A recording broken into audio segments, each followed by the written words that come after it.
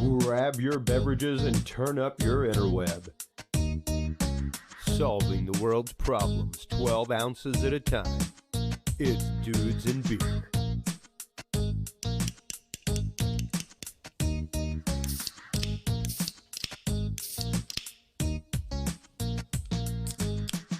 Well, hello everybody, and welcome. Episode 350. I never thought that it would get here. Next week, we officially become the Curious Realm. You will see at the end of tonight's broadcast the outro for Curious Realm with the calls to action to download the app, everything else. Everything is available at curiousrealm.com. This will officially be our first post as the website. That comes out tomorrow, all kinds of stuff. We have guests in studio. We have guests on the line tonight. We have clips. And you know, I want to say out of 350 episodes, a point of pride of mine is that I have never done repeat content. I've never done like a greatest of episode. I've never done like a, hey, Chris is taking the week off. That has never, ever, ever happened. It has been original content. I have stats. Hold on, let me get my my Rush Limbaugh on here. Here's some stats. Dudes and Beer episode 1, entitled "It's Either the Gator or Me and My Sausage," was published July 27th, 2015, featuring my brother Randy Jordan, Billy Stewart, and Eugene Cantu. Episode 20 was the first press passes that we got to go do the second annual Mikomato auction here in Austin. And that began a 3-year-long relationship with the Mikomato auction where we put out almost 15 hours of content with them. In our tenure, we have had over 125 guests. We have over 30 days of continuous programming. So you could listen to Dudes and Beer for over 30 days straight and never hear the same content. I will give a shiny six-pack of Yingling to the first person to tell me that they have listened to all 30 uninterrupted, like, you know, like Marvel status, where it's like, we're going to give you $10,000 if you watch all the Marvel movies in a row and don't fall asleep. And as of this year, we became the 2021 winner of the People's Choice Podcast Awards for news and politics, beating out Politico's EU podcast. That is just some of the many, many things that have happened in our time here at Dudes and Beer. We'll be getting into Dudes and Beer called at moments. We'll be having our good friends. Stephen Bishop is back on the show tonight. He's here in studio with us. We've got Billy Joe Cain from Radical Empathy Education Foundation and now pb&J Learning here in house with us. We will be joined by our great and good friend, Dr. John Hall, in the second hour, as well as our other great and good friend, Michael Turber. These are all guests that were pivot points for us at a show, and really brought about the show in the incarnation that it is now, where it's true interview-style format. We'll be getting into a little bit of the history, all that kind of good stuff here in just a minute when we get back from this message from our sponsor. Have you considered starting a podcast? Looking for a way to make your business a voice of authority in an industry? Then Podcast Cadet is the solution for you. Whether starting a podcast for yourself, your brand, business, school, church, or just plain fun, Podcast Cadet is here to help you navigate the waters of the podcast industry. Specializing in one-on-one consultation and training with industry professionals in fields ranging from podcast technology and editing to distribution, monetization, and even social media strategies. Podcast Cadet tailors their services to the specific needs of you and your podcast. Do you already have a podcast and trying to find ways to engage and grow your audience? Sign up for your Podcast Cadet audit today and let us help you explore new and exciting ways to leverage your content and elevate your podcast brand to whole new levels. From consultational workshops to affordable podcast production and maintenance packages, Podcast Cadet is your one-stop shop for everything podcast related on the internet. Visit podcastcadet.com today to sign up for your consultation or training and use code DUDES20 to save 20% off your entire purchase. That website again is podcastcadet.com. That's right, folks, podcastcadet.com. Stop on by, check it out. While you were online doing that, make sure to stop on by the dudes at, oh no, what just happened? Oh, I know what happened. There we go. I got to hit the other Q button first, folks. Stop on by the Curious Realm, formerly Dudes and Beer. Tomorrow it will only just be Curious Realm. Stop on by the Curious Realm group today. Join. It's a free group. Check out some of the news articles. Today, the FAA accidentally disclosed more than 2,000 flight records associated with Jeffrey Epstein's private jets, including President Trump. The CDC says that every 18 and older should get COVID-19 boosters due to the Omicron variant. We'll be getting into that a little bit today with Dr. John Hall. We have a couple of Dudes and Beer called it moments amongst the COVID crisis. So out of The Guardian, Arizona students see Kyle Rittenhouse removal from online nursing classes. And multiple victims in a shooting in Michigan high school from their sheriff's office. So stop on by, check things out. Always there at Curious Realm on Facebook. We're always answering questions, always welcoming new people to the group. So speaking of welcoming people, welcome back, Stephen Bishop, and welcome back, there we go, Billy Joe Cain. Yeah. We're back in the flesh. Welcome back. Exactly. How are you guys, man? Hey, man. It has been well. Despite my road work, Stephen, we do not get together enough and just hang out, and we really need to change that because you were one of the very, very good friends that I've had over the last many, many years, and this show is a big part of that. Right. So Hell yeah. I've definitely missed our regular hangouts, and we need to make that more frequent. And Billy Joe Cain is, of course, one of our regular guests.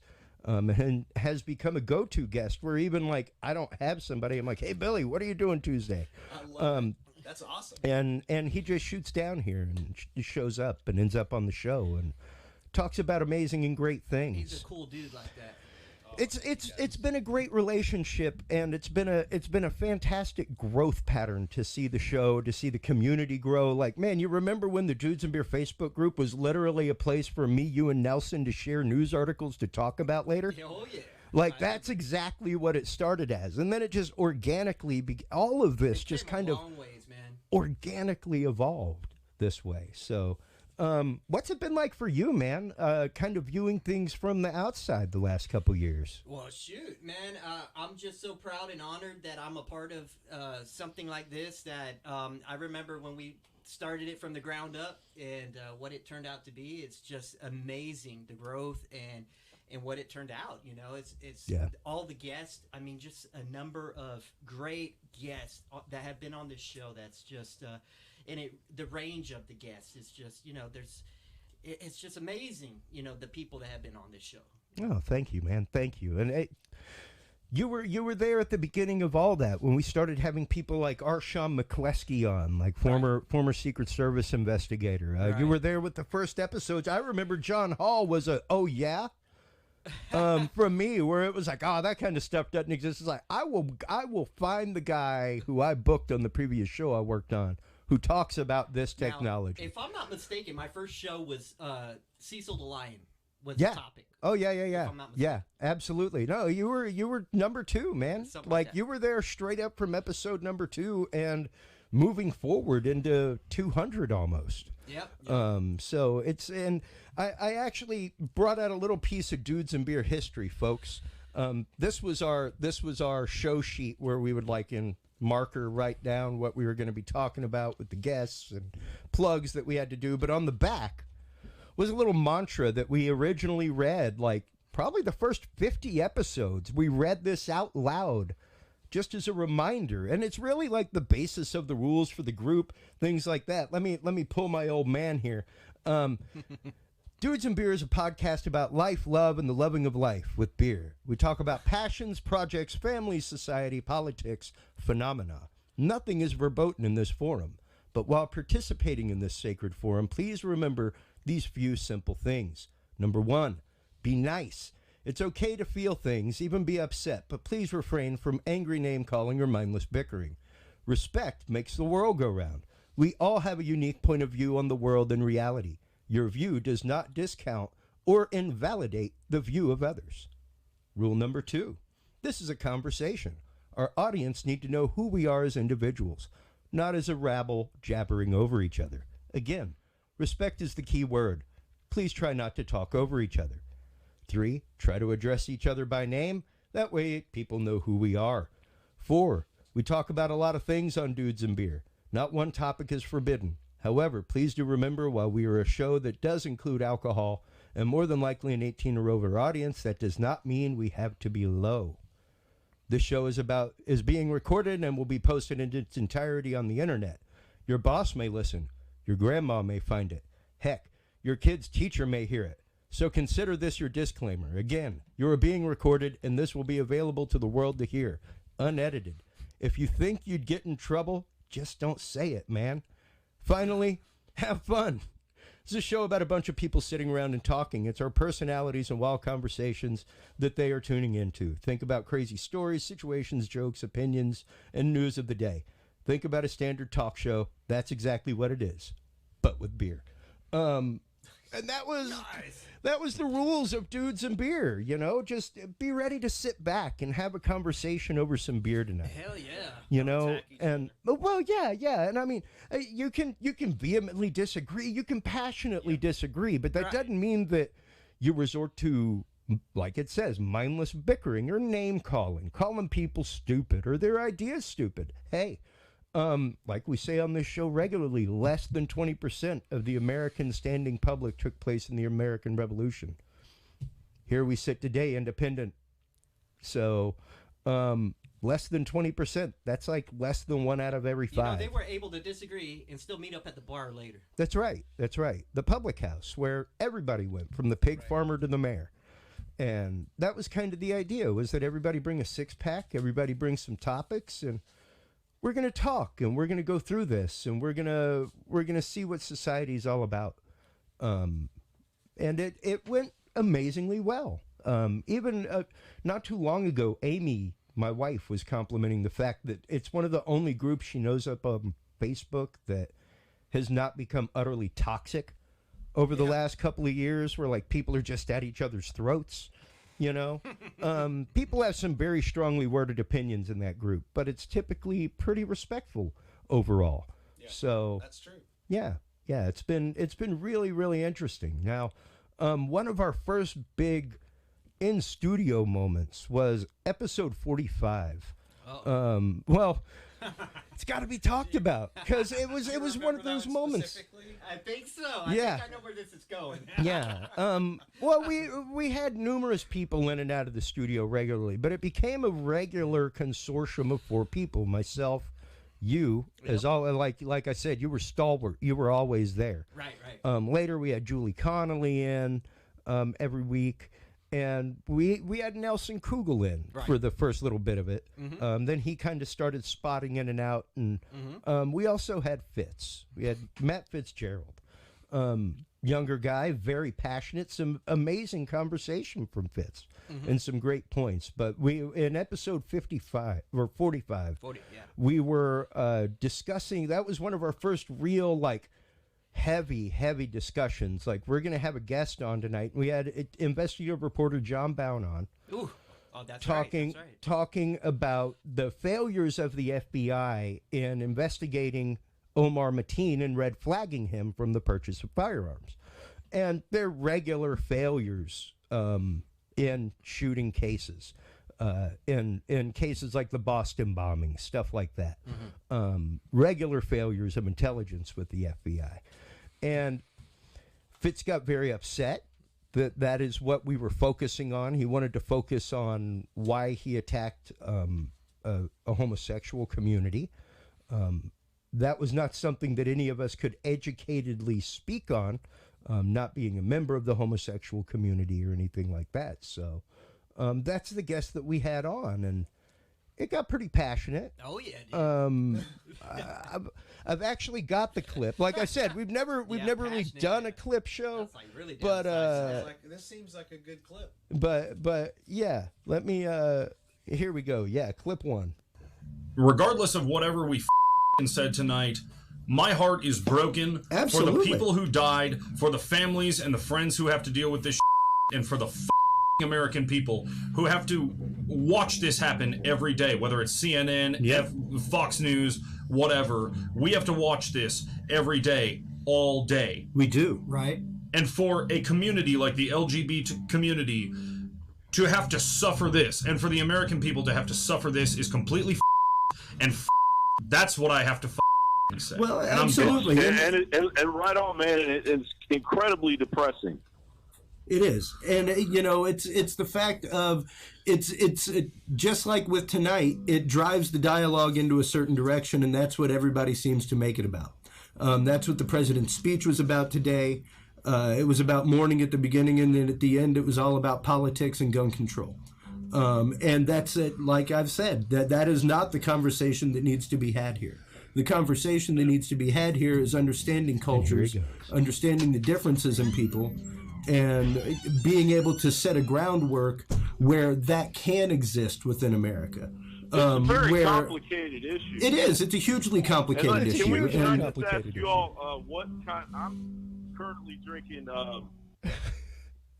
John Bound just plays it off like a pro. He just totally switches the topic of like, okay, yeah, so somebody just got up and walked out and never to return. Well, I don't know if he actually knew if he did. Did he really? Did he know at that moment? Did he know? What's that? That he walked out. Well, I mean, I don't think he officially knew for sure. You know, I mean, like you can hear the chair in the door. But yeah, and he was fully agreeing with him too, which is what was like. It was like he's agreeing with you that this is horrible. That yes, we all have to put up with this, and that we all have to put up with the politicization of the death of people is horrible. So yeah, but what a pro John Bound, just swinging it right back to like, okay, so well, I'm sitting here drinking a Sierra Nevada. What are you guys drinking? Like just total pivot of topic. He could have not let that guy off the hook. He could have. He could have. He could have. So he took that high it road. It was definitely an interesting night to say the least, and we have we've had many of those throughout the years. Many interesting nights. Well, and I remember the quite literally the night that we did the episode about because we had no guest, nobody else. It was just us, and we did the episode on the anniversary of Fukushima. That's the one. Yeah. And the whole internet worm like rabbit hole theory that there was a genetic monster living under Fukushima, like living off the radiation. And dude, for the longest time, that was like one of our largest charting episodes. It was crazy. Yep. The Godzilla theory? Yeah. Exactly. Yeah, precisely. That there was a Godzillotology. Hey, I'm open-minded. It could still be real. It could be. Who knows? Who knows? He might not be as big as Godzilla. He could be like that tiny little lizard, but he's living in there. Yeah, exactly. He's still a reptile living in that. Yeah. So, amongst all of this stuff, amongst shows, everything else, we've been very, very blessed to have people like Billy Joe Cain on regularly. Let's talk a little bit real quick about, because you were really one of the first causes that we got behind when it came to what if we're going to have regular guests and talk about things and topics that matter. Human trafficking was a huge one. So let's share a little bit about how you came to the show first off, and a little bit about your technology and everything that you guys do over there. Wow. I mean, Chris, I got to tell you, I feel totally blessed to have had the opportunity to be, part of Dudes and Beer. You were the first person that, on their own volition, that believed in us from the very beginning. Even before our final product, so to speak, was even done. For so long, I talked to people about what I wanted to do, which was put somebody in the shoes of a victim of trafficking from a psychological point of view. So it's not about, anything that you would expect, and it's happening in your neighborhood. So the idea is that you understand how somebody can be groomed, so that you can see how it slowly happens and the manipulation that occurs, so that you could understand this could happen to anyone, and you might be under threat. So you continue performing this. So the idea is to put somebody in a place mentally where they can get it, because that's one of the most difficult things to get across to somebody, is that could actually happen to somebody. So you're working against their cognitive dissonance. So I started Radical Empathy so that I could build that application, so that I could do that. I spent a year getting to know the field and talking to everybody from psychologists to law enforcement, so I could build this thing as accurately as possible. So we did, and we did it for the HTC Vive, which was a very expensive system, which really could only serve one group with a computer and everything. And then the next year we built it onto the Oculus Quest, where it's very efficient, it's affordable for everybody. But now we do events with them, and we license people the software, so they can put it on as many headsets as they want to. And then after we were doing really well, we had just done a gig with the 60th birthday of Tony Robbins out in Los Angeles, and we were doing absolutely fantastic. And then COVID, so it was like, wow. So now we can't go, teach anybody, on site. And so then we, I that wasn't very cool in my mind. So I was kind of, I kind of regrouped and decided I was going to do an online course about human trafficking. And so I spent a year working on that with a gentleman that I found online, believe it or not, through YouTube. He had a channel called Human Trafficking Hater. And I was like, oh yeah. So anyway, we spent a year working on this course. It just got finished. So the new company is called pb&J Learning. And what we do is we provide one online course right now that's going to expand into others. It's called Human Trafficking Essentials. It's a certificate level course that's accepted by a number of large organizations like the Project Management Institute for PMP certification. Nice. Yeah, so I'm really, really proud of it. With it right now, it's being used, with law enforcement, psychologists, some students, and university professors. So we're really happy to say that it's doing well. But we want to grow, and our point is that we built this thing online so it can scale. This isn't somebody walking into a room with the PowerPoint. Yeah. This is literally a full service. You can look at it anytime, use it anytime, use it for research on any web device. It's got 30 minutes of video that we shot. It's all combined with stuff. It's about 90 minutes of lessons and interactive activities. It's really, really deep, and you will understand at the end the societal causes that can contribute to becoming vulnerable to trafficking as well. Yeah. So this isn't just a bunch of stats, and we don't just talk about sex trafficking. We also talk about labor trafficking, which is extremely important. Yeah. Almost never discussed. Yeah. And you guys get all this stuff, but the point is that I wanted to create something that would make a huge difference in the world, and so we're finding out criminal justice students don't have specific courses on human trafficking. It's kind of put in, every so often in different courses, only as the teacher knows about it. Yeah. Some places are amazing, but most places don't, and it's really. I think it's a self-fulfilling prophecy where if they don't learn about it in school, then they don't feel confident about teaching it. So they don't teach it, and then they don't learn about it, and it just kind of goes like this. Most of the people I've talked to are reticent to teach it because they feel like they don't know enough about it. Yeah. And so the fact that they're not being taught to feel confident, it just keeps, perpetuating it. And of course, nobody wants to think about all the,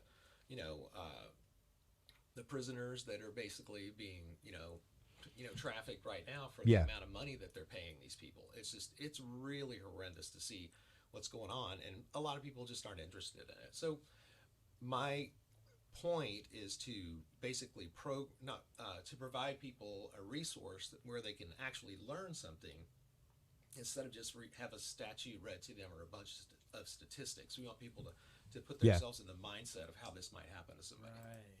Yeah, because Exactly. even traveling across the country, now that I've been traveling again, I have noticed, like I told you, a few years ago, I started to see the human trafficking signs in hotels and elevators. Like, if you see something, say something. I have seen them more and more as I've been traveling. So it's great to see that. It's great to see that awareness and the fact that systems like yours work. And you guys recently, like, got, was it accredited? Yeah, we have our certificates have become accredited by the Project Management Institute, which is like the largest group that does project management certificates. Yeah, they're called P&P certs, and we are just beyond happy about that. And we have some other things coming up that I can't talk about yet, but oh my god, dude. Yeah, this thing is official. Right. Yeah, we've had this thing up for a couple of months and been showing it to different people, and yeah, there's a certificate coming from a very cool university. That is awesome and fantastic to hear. That's it really is. Fantastic. And you were actually a part of one of our first Dudes and Beer Called It moments, Billy. In episode 225, we had you and Chong Kim. I remember that led to a long conversation after the show between the three of us. Yeah. And a life-changing conversation. Yeah, absolutely. And for me, I'm saying even after all this stuff that I'd heard, I mean, she blew my mind. Yeah, and her story will do that. And we recently had her back on. She was talking about being connected with an Epstein survivor, and trying to get her to tell her story and things like that. And that was actually the Dudes and Beer Called It moment in 225. Epstein had just been arrested. Right. And we actively said that, like, keep your eyes out, folks. It was almost like that day, wasn't it? I mean, it's It was like the day before show. Right. Yeah. We always have shows like that. Remember, Chris? We would always have a show and something would happen. Like almost the next day. Yeah. Yeah. And it was interesting because I remember saying, mark my words, folks, if Jeffrey Epstein goes into solitary or goes onto suicide watch, he will die. Oh, yeah. Like, it will happen. That's when it happens. Today, the amount of data that they have that show all the catastrophic failures that led up to that moment. Yeah. And then the forensics showing that bone in his neck that has to be done by so much force, it's ridiculous. It's like all the stuff is out there. The evidence is there, dude. What is wrong with you? You know what I'm saying? Exactly. Yeah. So I actually have that clip here. So let's throw that real quick. That's exactly what I posted whenever the indictment came down for Jeffrey Epstein. Was like, one of two things is going to happen. Either he is going to go full on state's evidence and spill on everybody. He's going to go Sammy the Bull Gravano, who's in Uber Supermax prison. Like, that's the only way that he can not be killed or suicided is to be in Supermax as a federal witness. Like, as a federal witness, he's in that kind of protection. And it's either that or he's going to get suicided in a jail cell. One of the two.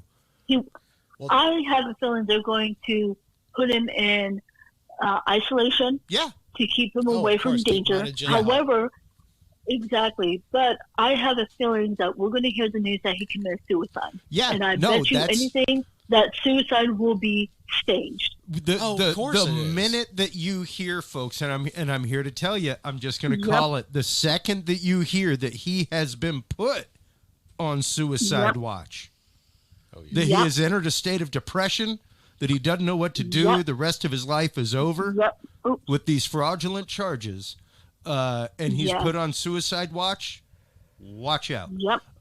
That's when it happens. And absolutely, it's build the narrative. It's exactly like you're saying. These judges, police departments, everybody, is involved. And I mean, that was one of the many first Dudes and Beer Called It moments where it's like within days of this episode airing, Jeffrey Epstein was found dead. And I remember us. No, like we had a huge text conversation, like round table between the three of us, going for like a day and a half. I remember, and even right now with Ghislaine Maxwell going in, right. I just pre-recorded. I'm sorry, folks. The first episode, I'm still on the road. The first episode of Curious Realm will be a pre-record, but I just recorded an episode talking about Rittenhouse and Ghislaine Maxwell and things like that, and how are we supposed to maintain innocent until proven guilty when the media is so involved, right? With I mean, even like we said in the news earlier, like people have petitioned Kyle Rittenhouse to be removed from online classes. So like the media's headlines already stigmatizes it, right? Yeah. Yeah. They call it smearing people, yep. You know, because once they put it on you, you have to go around and say you don't do that. And it's like a total waste of time, and it changes your own opportunity to, you know. Well, and that's just it, you know. And even Ghislaine Maxwell, you know, you got to say, like, will she get an utter, like, how are you going to find somebody who's impartial and doesn't know about this? Right. Hasn't heard about it at some point. Yeah. So, like, where they've been hiding under a rock. Yeah. There's bound to be a bunch of people that don't know about it. Oh, absolutely. People don't know anything. Well, I mean, people. I apologize. That's not true.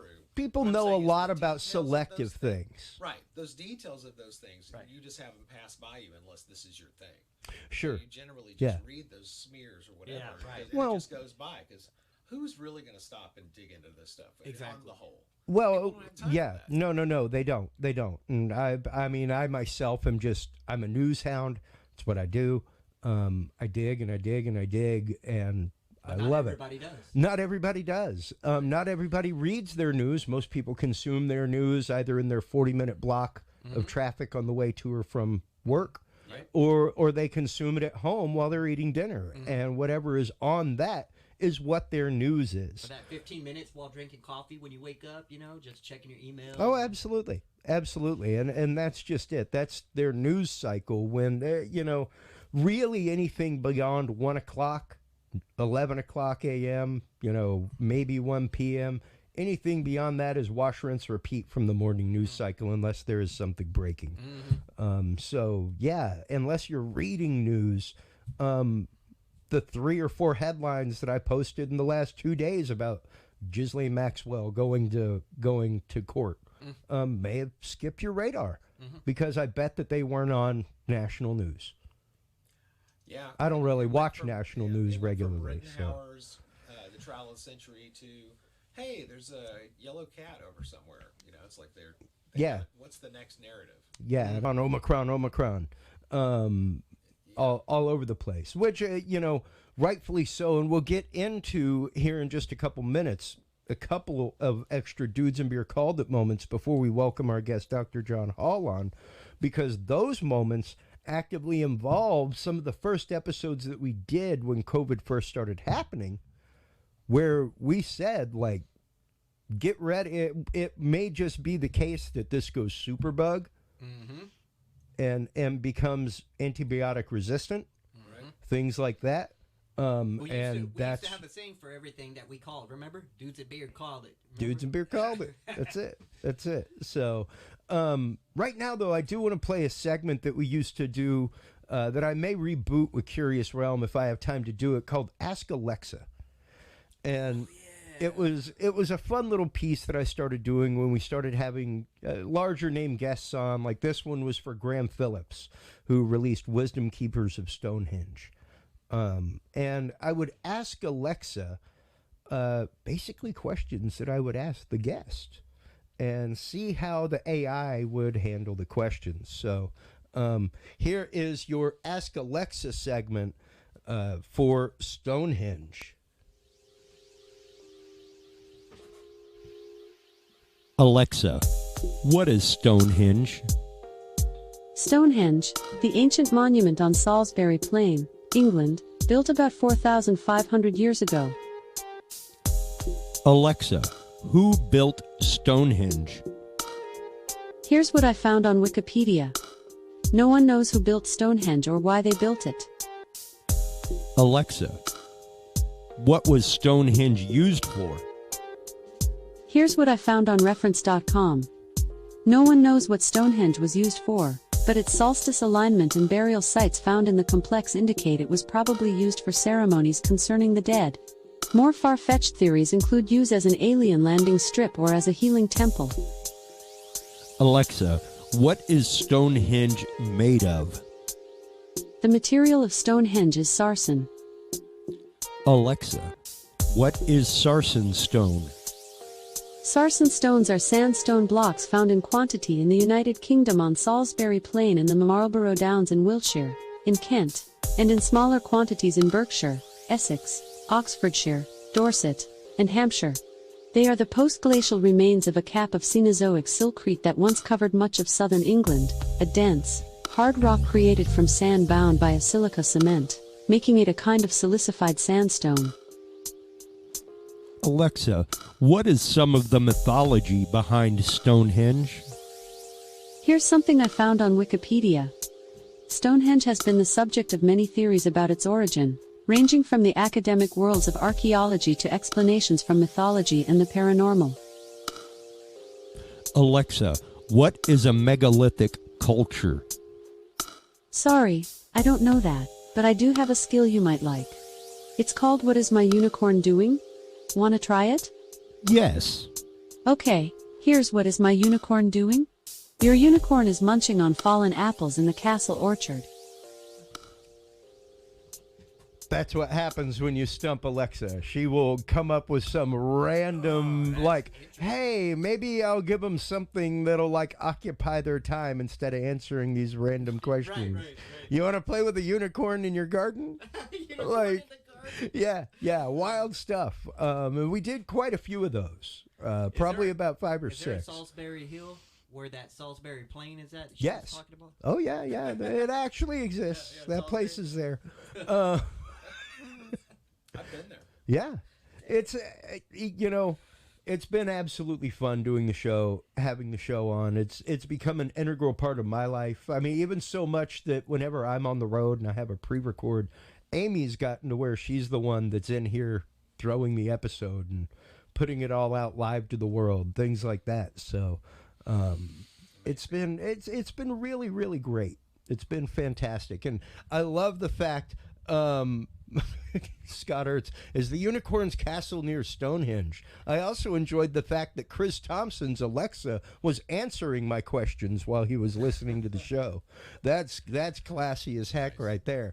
And Joshua Coda, in reference to Danger, oh, believe me, our good friend and guest Dr. Danger and I had a chance to meet a couple of days ago. And if you saw the promo picture for this episode, that picture was from footage taken by listener and friend and host of Live with Will Liam and Waking Groove, as well as all kinds of shows over on willliam.com.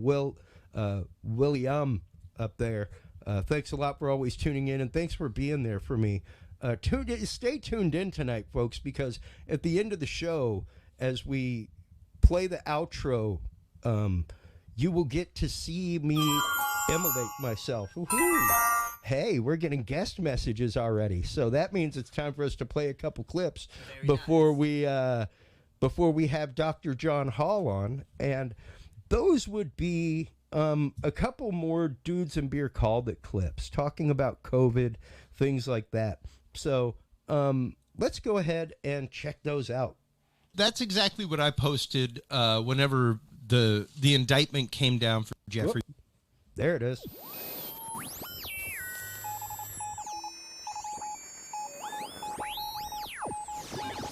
With the concept of it being similar to the common cold and also being a flu, these are things that mutate regularly.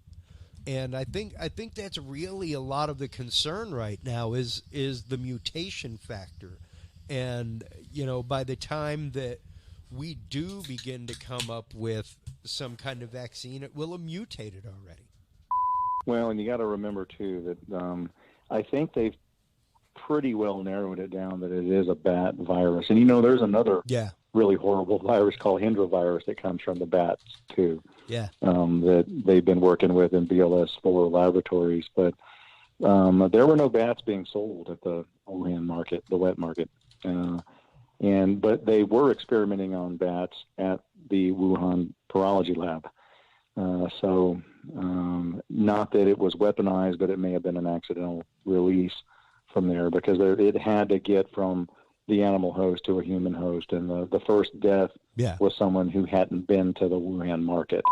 But you have to have as close as you can to the initial, virus DNA component that initially affected humans, because as you said, it can mutate. It mutates when it goes to an animal host or a human host, and it can mutate again as it goes from human to human host. So far, they're saying that they think the mutations have stabilized, but like we said, what the mutation you see in Italy may be different from what you see in this country. It may be different mutations in between cultural groups, or ethnic groups. So that's the thing to watch out. Viruses are pretty smart little devils. Viruses and prions. Oh God, yeah. Really about the smallest thing we have that can be considered a living. Yeah. We work with them here to weaponize them, as well as other countries too. As far as the theories that possibly it's a weaponized virus, I can't say that it was really weaponized. I can say that they were doing research on that coronavirus from those bats in Wuhan. They do have the bats there. Absolutely. And there were scientists there that were actually doing research to figure out ways for that virus to bind irreversibly to lung protein to make it more virulent. Is it possible that it was a weaponized form of it that somehow escaped that lab? Yes. You're always a little suspect whenever you see a zoonotic virus that's never been seen in human transmission before. All of a sudden become human transmission. Now, yes, they do have a virology lab that, like we have them here too, that their job is to investigate these viruses, not only for treatment and prevention in case they ever do get into the human population, but they're also used militarily to weaponize viruses. So the fact that one of these viruses jumped from a bat to one person in the Wuhan, China area, where there happens to be a virology lab, at the risk of sounding conspiratorial, it sounds like probably that was possibly a manipulated virus to me.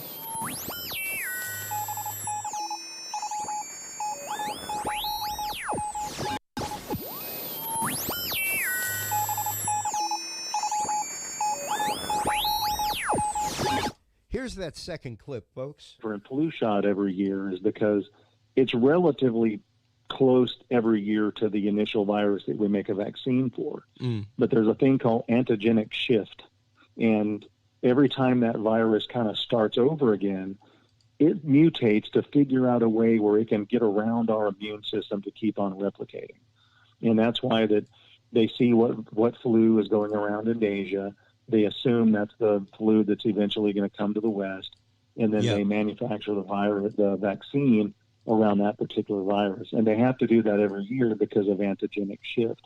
Now, that is the one good thing is there's two strains of this COVID-19, and we don't see it mutating much more. And I think the reason you're not seeing that is this virus is more infectious than the typical flu virus, and I think it has either modified itself or been artificially modified to be about as contagious as it can be. To know that this virus, right after you were on last time, I never did make the Dudes and Beer called it, but right after you were on last time was the first time that the virus mutated. And we said, get ready for it. It will happen. It's much more close to the common cold than it is the flu, so its permutations are going to happen much more rapidly. And within this 4-month time frame of it existing from December to now, it's already mutated once.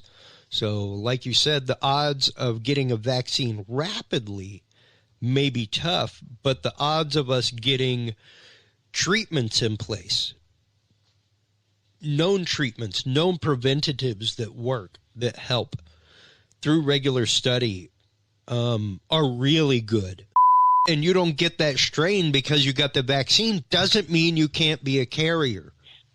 Like, you can still be a carrier for that strain of the vaccine that you didn't get, you know? Exactly. And that's what a lot of people don't understand. They're looking for a miracle vaccine that's going to stop it. And it's like, you understand, of course, that even if there's a vaccine and you get it, that doesn't mean you don't carry it. And there you have it, folks. Our Dudes and Beer Called It moments with our guest, Dr. John Hall. Are you there? Hey, Chris. How are you? Doing fantastic. Welcome, welcome, welcome. Thank you so much for taking the time tonight to be on our final episode of Dudes and Beer, and I guess really the premiere episode of Curious Realm. This will be going up as like episode 0. Right, man. What's up with that? So, yeah. That's a surprise twist. Well, Plot twist. Discussing the coronavirus, and yet still, here we are up against another variant, and a variant that may very well, at least from some reports coming out, be pretty resistant to not only the vaccine, but to antibiotics to begin with. Kind of like what we said a long time ago. What if it goes superbug, you know, and becomes like the colds and things that we're seeing where, yeah, like even hand sanitizer don't kill them because the hand sanitizer is what caused them. Yep. So, yeah. Well, and it's kind of ironic that we're still talking about this a year later. Because remember, we started talking about this on your show when it first started, which was, you know, well before last Christmas. Then I actually caught COVID. Yep. My wife and I, my father-in-law, all Your had pregnant COVID wife. over last Christmas. At the time, she was second trimester of pregnancy. And then now here we're going into another Christmas, and we're still talking about COVID and yet another strain. Yeah. So, yeah. And now the good news on the Omicron, at least coming out of Africa, it does seem to get past at least the current vaccinations that people have gotten, but the symptomology does, at least what the doctors are reporting, is that it's mild. Now, that's not going to stop government overreach. You know, they're gonna jump on this to try to shut things down again, I'm sure. But the nice thing is that the symptomology seems to be mild with it. So. Well, and where do you see something like this going right now? I mean, you yourself do a lot of respiratory therapy, things like that. What can people do aside from, of course, mask, you know, things like that? What can they do to, I guess, kind of keep themselves, their families safe, that kind of stuff? Because well, and I think we've talked about this before. I mean, well, early on, and you know, when this first came out, I mean, I think I told you on the show that we probably weren't going to vaccinate our way out of COVID, and it would be one of those viruses that we're going to have to learn to live with, which is unfortunate, because I can tell you with almost 100% certainty now that this was not a created virus, but it was a manipulated virus. Oh, absolutely. But the thing to do is just really, I mean, watch your health. What they found is that D3 levels, if those are low, that can subject you to it. So make sure you're on your D3 supplementation. Get yourself checked. If you have low D3, which is most of the people in the United States, make sure you supplement D3, zinc. Go out and get sunshine, people. Mask wearing in close contact. Now, you don't need to have a mask when you're outside or you're in the park or in your backyard. If you're in an elevator with 10 other people, probably not a bad idea to have a mask on. Yeah. You know, masks like we wear do not stop small viral particles. You can still catch it with a mask on. But if somebody's coughing and sneezing, it will cut down on the viral load that you do get coming through a mask. So because most people, we do have antiviral masks. There's no way. I mean, we have to wear them in surgery sometimes when we're working on certain viral tumors, and you would not want to be in an antiviral mask all day long. They're hard to pull air through. Yeah. I mean, you'd be a sweaty mess, you know, wearing it all the time. Yeah. Now, vaccines, touchy subject, but I think the vaccine probably does possibly keep you from ill when you do get it. Is it going to stop you from getting the virus? No. Did it stop you from spreading the virus? No. Now, it might keep you from getting a severe or deadly disease, you know, from getting the virus. That they have shown, because it's people that have had the vaccine aren't dying at the same rate of reinfection with COVID as people that are unvaccinated. I know there's a lot of anti-vaxxers out there. I'm not real thrilled about vaccines, especially now that I've got an 8-month-old and I'm seeing the numbers of vaccines they want to give her. I'm questioning a lot of those myself. Sure. I mean, I did the same thing with my kid. Was not that I don't want to give him all the vaccines, but do we need to give him 8 at once right now? Can we give him like 2 or 3 and see what the reaction is, and then come back and take the others? And good on you for asking that. You have to be able to do it that way, but most people don't even stop and ask. Well, I was lucky that I was able to even ask, because I was pretty much like a map on the wall of like the human knee or something like that in the doctor's office as the father. There was very little interaction between the doctor and myself, and very few questions being thrown my way. So yeah, it's but to know that, like we said previously, Doctor, that you're looking at the fact of there is no panacea. There's not going to be a silver bullet that we find that gets rid of COVID.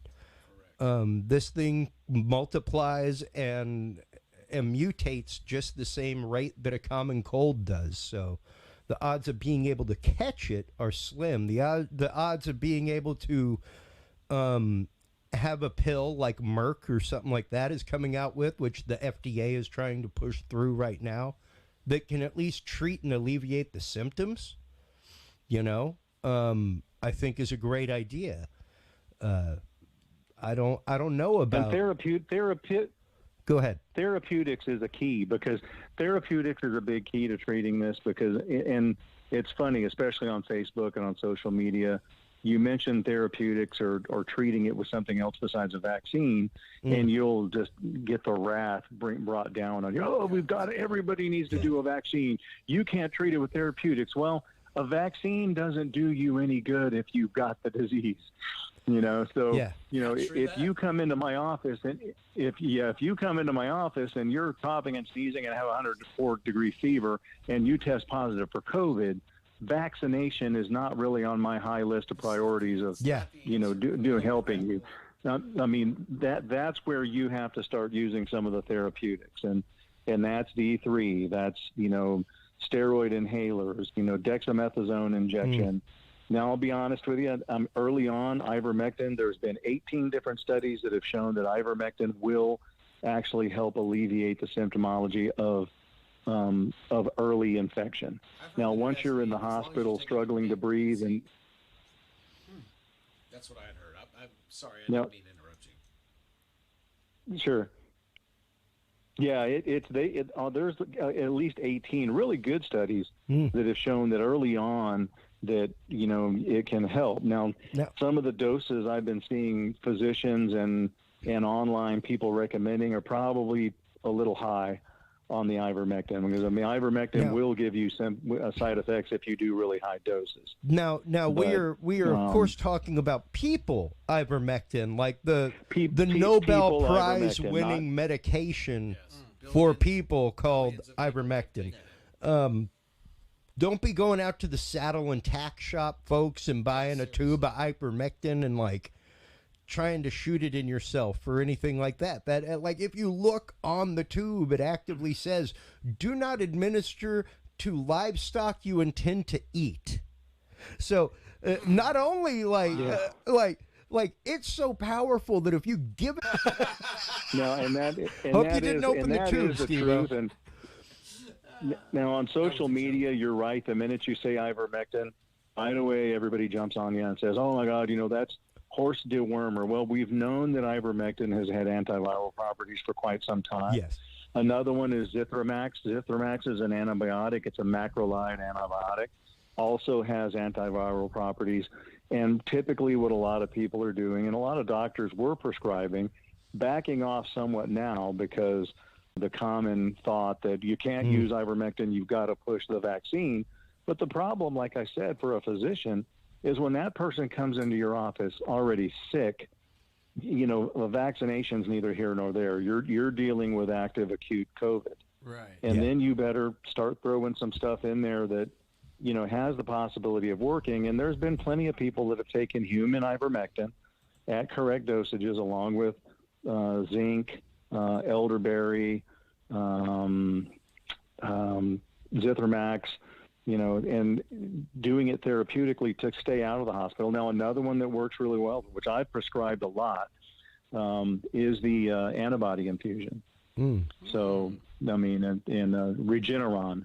And if you catch that early, I mean, you will, if there's any physicians out there listening, Regeneron does work. As soon as that patient comes in and they're sick with COVID, if they have other risk factors like hypertension, pre-existing lung diseases, diabetes, advanced age, any other symptoms that are or problems that are going to make them susceptible to a worse course of the disease, get them to an infusion clinic for Regeneron. I have written for probably a couple of hundred prescriptions for Regeneron infusion and have kept all of those people out of the hospital. So, wow. No That's incredible. I have a friend that went to the hospital, $95,000. Oh, so Regeneron would have been a really good idea. Yeah. Yeah. Now, no, it would, and I can give you just an anecdotal study. I have one whole family here in my area that the 30-year-old son brought it home. His father, his mother, his sister, and his brother-in-law all got it, and I managed to get. Sorry about that. Yeah. That's right. So the whole family got it. And I managed to get 3 of them to the infusion center in time to get Regeneron. The other 2 couldn't get scheduled to get it, wound up in the hospital on ventilators, and eventually passed away. So everybody in the family that got Regeneron lived. So Regeneron can be a lifesaver. It's a mononuclear antibody, and it does work if you catch it early. Wow. And you know, when we first had you on, Doctor, it was for stem cell therapy, and talking about the world of stem cell therapy, things like that. What do you make of the new article that just came out about the xenobots, the first living? Oh God. This is, whoop, there we go. The first living robots created from frog stem cells that are self-healing and replicating. I saw that. That is pretty interesting. I thought it was pretty wild. Like my brother, shout out to my brother. I love you, Randy. Miss you. My brother went through recently some incredible stem cell therapy that I will not get into, but the world of stem cell therapy has really, really advanced in the last decade. You know, it was once a word that I think was used with not an undue amount of precaution because of some of the stem cell things that were going on. But I think it became a really nasty word in the world of medicine and things like that on people's tongues for a long time, and in a bad way. What do you make? Well, yeah, and I go ahead. I think that's because when stem cell kind of, you know, I was one of the one of the first people in San Antonio to start doing stem cell therapy, but I think it's because it got into the hands of a lot of people who saw it as a panacea that they could market as something that cures everything. And I think I probably told you on some of our shows, you know, the majority of the people that came to me for stem cell therapy, I wound up not even doing stem cell therapy on. It's pretty well-defined margins of what it will help and what it will not help. And most of the people that would come to me going, well, you know, I've got arthritis. Well, there's other treatments for that, you know, before you start drawing somebody's bone marrow and getting stem cells and trying to inject stem cells into an area that there's no room to do it. But for arthritis in the knees and the hips and the shoulders, and I mean it's a lifesaver for a lot of people. I have one patient that had had a tib-fib fracture that wouldn't heal. And they had tried her on a bunch of different antibiotics, had multiple surgeries, had cleaned out the wound, had put bone grafts there. She was not regenerating bone. And the last time she went to her orthopedic surgeon, he said, well, we're down to a choice of doing a below the knee amputation because your leg is not going to heal. Wow. We've got the infection cleared up, but the bone is not growing back together. So she came to me as a last resort. She had read about me doing stem cells, and I said, you know what? Before I'd let somebody cut your leg off, I would try the stem cells. So we got her own stem cells under ultrasound guidance and fluoroscopic guidance. We put the stem cells in the area where the two bones weren't generating, minerals. I put her on a high dose of calcium, immobilized the leg. I told her it was going to be a long duration. And about 8 weeks later, she came back in, and there was bone formation between both the fibula and the tibia. And she's alive and well and has a perfectly functioning leg today, despite her orthopedic surgeon telling her that it was witchcraft and that she wanted to try it, it'd be a waste of money. And that after she tried that, she could come back and he would chop her leg off. So, wow, what an incredible story! Because yeah, seriously. And one of the other topics that we've had you on regularly about was the opioid crisis. And since we've had you on it, like decisions have started coming down through courts, things like that. And we talked a lot about pain management therapy, things like that for people that are on opioids presently. What can people do to kind of start weaning themselves off that, and what are some options for folks going through that? Well, first, I'd like to say, as a pain management physician who I've done 20 years of opioid therapy in people that need it, I can honestly say in 20 years, I've never had someone overdose on prescription opioids. And I've treated people with cancer. I've treated people that have had multiple spine surgeries, that have severe nerve damage, that were on pretty high doses of prescription opioids because they needed it. And never once in 20 years, knock on wood, I've never once had a drug overdose. And the interesting thing, if you look at the statistics, prescription opioids are at an all-time low because they came after doctors pretty severely. Yeah. They changed a lot of the rules and the regulations. They changed what we call morphine equivalency, which means MMEs. Morphine equivalences, no matter what type of opioid you're on, what is its equivalent milligram to morphine? And the kind of the number they came up with somehow was that anything over 40 morphine equivalents, which to give you an idea is 4 10 milligram hydrocodones a day, that anything more than that puts you at risk for opioid overdose. So that really scared most doctors into prescribing anything stronger. They also reclassified hydrocodone, which is the most common prescribed pain medication, a Schedule II. So that means it used to be put on a triplicate prescription.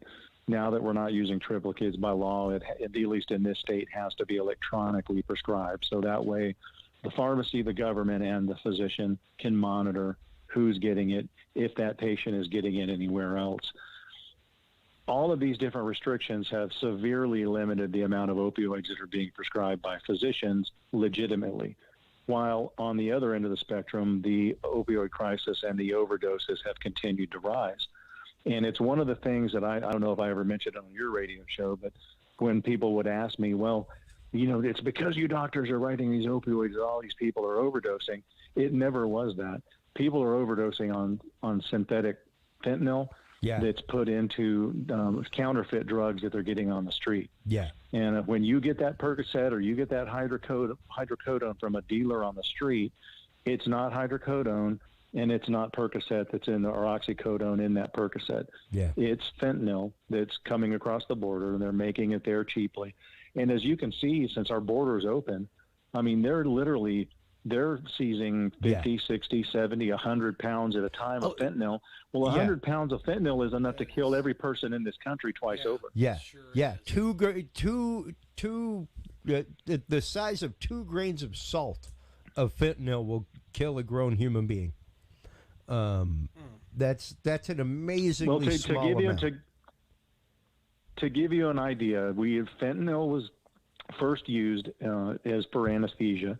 I've used plenty of fentanyl, on patients, giving them anesthesia. To give you for instance, if you were to come to me and say, I'm having back surgery, I need you to do the anesthesia. To do a 2-hour, 3-hour back surgery, you may get 50 or 60 micrograms of fentanyl IV to relieve the pain while you're having spine surgery. Micrograms. What you're getting in a tablet of counterfeit hydrocodone or Percocet may be 1 or 2 milligrams. Yeah. And we're talking about fentanyl, which is about 1,000 times the potency of morphine, milligram to milligram. Yeah. So. Man, you're gonna burn your brain out for sure with that. Oh well, not just your brain. I mean, that's just it. It's it's interesting. Our listener Ryan Milios just posted up. They're using pulsating electronic frequencies to heal bones now, and they've been using technology like that, sound healing technology in burn wards, that kind of stuff. And oddly enough, as a great segue, that is one of the main things that we typically have you on talking about, is stuff like your book, Guinea Pigs, Technologies of Control, and things like Havana Syndrome and microwave weaponry, electronic harassment technology. And there was actually just a big thing that came out about Havana Syndrome just the other day. There's big stuff coming out about Havana Syndrome More every than day. once. Right. Because now we're in a media war about whether it's real or not. Just like with targeted individuals, people that have been experimented on with this technology for years, they've always wondered, and they've always asked me, well, why don't you go to the media? Why don't you, get on the news and tell everybody about this? Well, the media doesn't want to cover it. And if you look right now, you have a few media sources that are actually giving Havana Syndrome a pretty fair shake. And then you've got an equal number of media sources that are pulling out every psychologist they can find to come on board and whether show to call it mass hysteria. Well, they called it mass hysteria early on when a lot of the targeted individuals started coming out in public. Yeah. Well, now we've got government workers, CIA agents, FBI agents, State Department workers, diplomats from different areas of the country, and they're still coming out, these same apologists still coming out, well, this is obvious mass hysteria, and then we had the Jason group came forward and said, well, it's, this cricket, from Cuba. Well, that cricket's not in, Kyrgyzstan. It's not in Russia. It's not in China, and then they were trying to say it was the chemical that they were using to spray insecticide in a thing, but it's the same chemical. It's permethrin. It's the same chemical that we've been using as farmers and been using in our kitchens. It's kitchen-safe poison that we've all been using, and we're not all having Havana Syndrome. So, I mean, it's, when people who are unfamiliar with this topic read it on the news, they need to kind of take it with a grain of salt that most of the people that they're going to for comments on it are not weapons experts in electronic warfare. So. Well, and the article that I just brought up is actually out of our knowledge vault, and it is the case study that was done by O'Keefe, Heron, and Dagnall and Drinkwater, talking about the haunted people syndrome. It's it's absolutely insane to go through and say that people are suffering a mass hallucination or anything like that with this stuff. It has been shown that it exists, that it's regular, that it happens. And apparently, like right now, Facebook is crushing our stream and blurring all kinds of stuff. It's great. Oh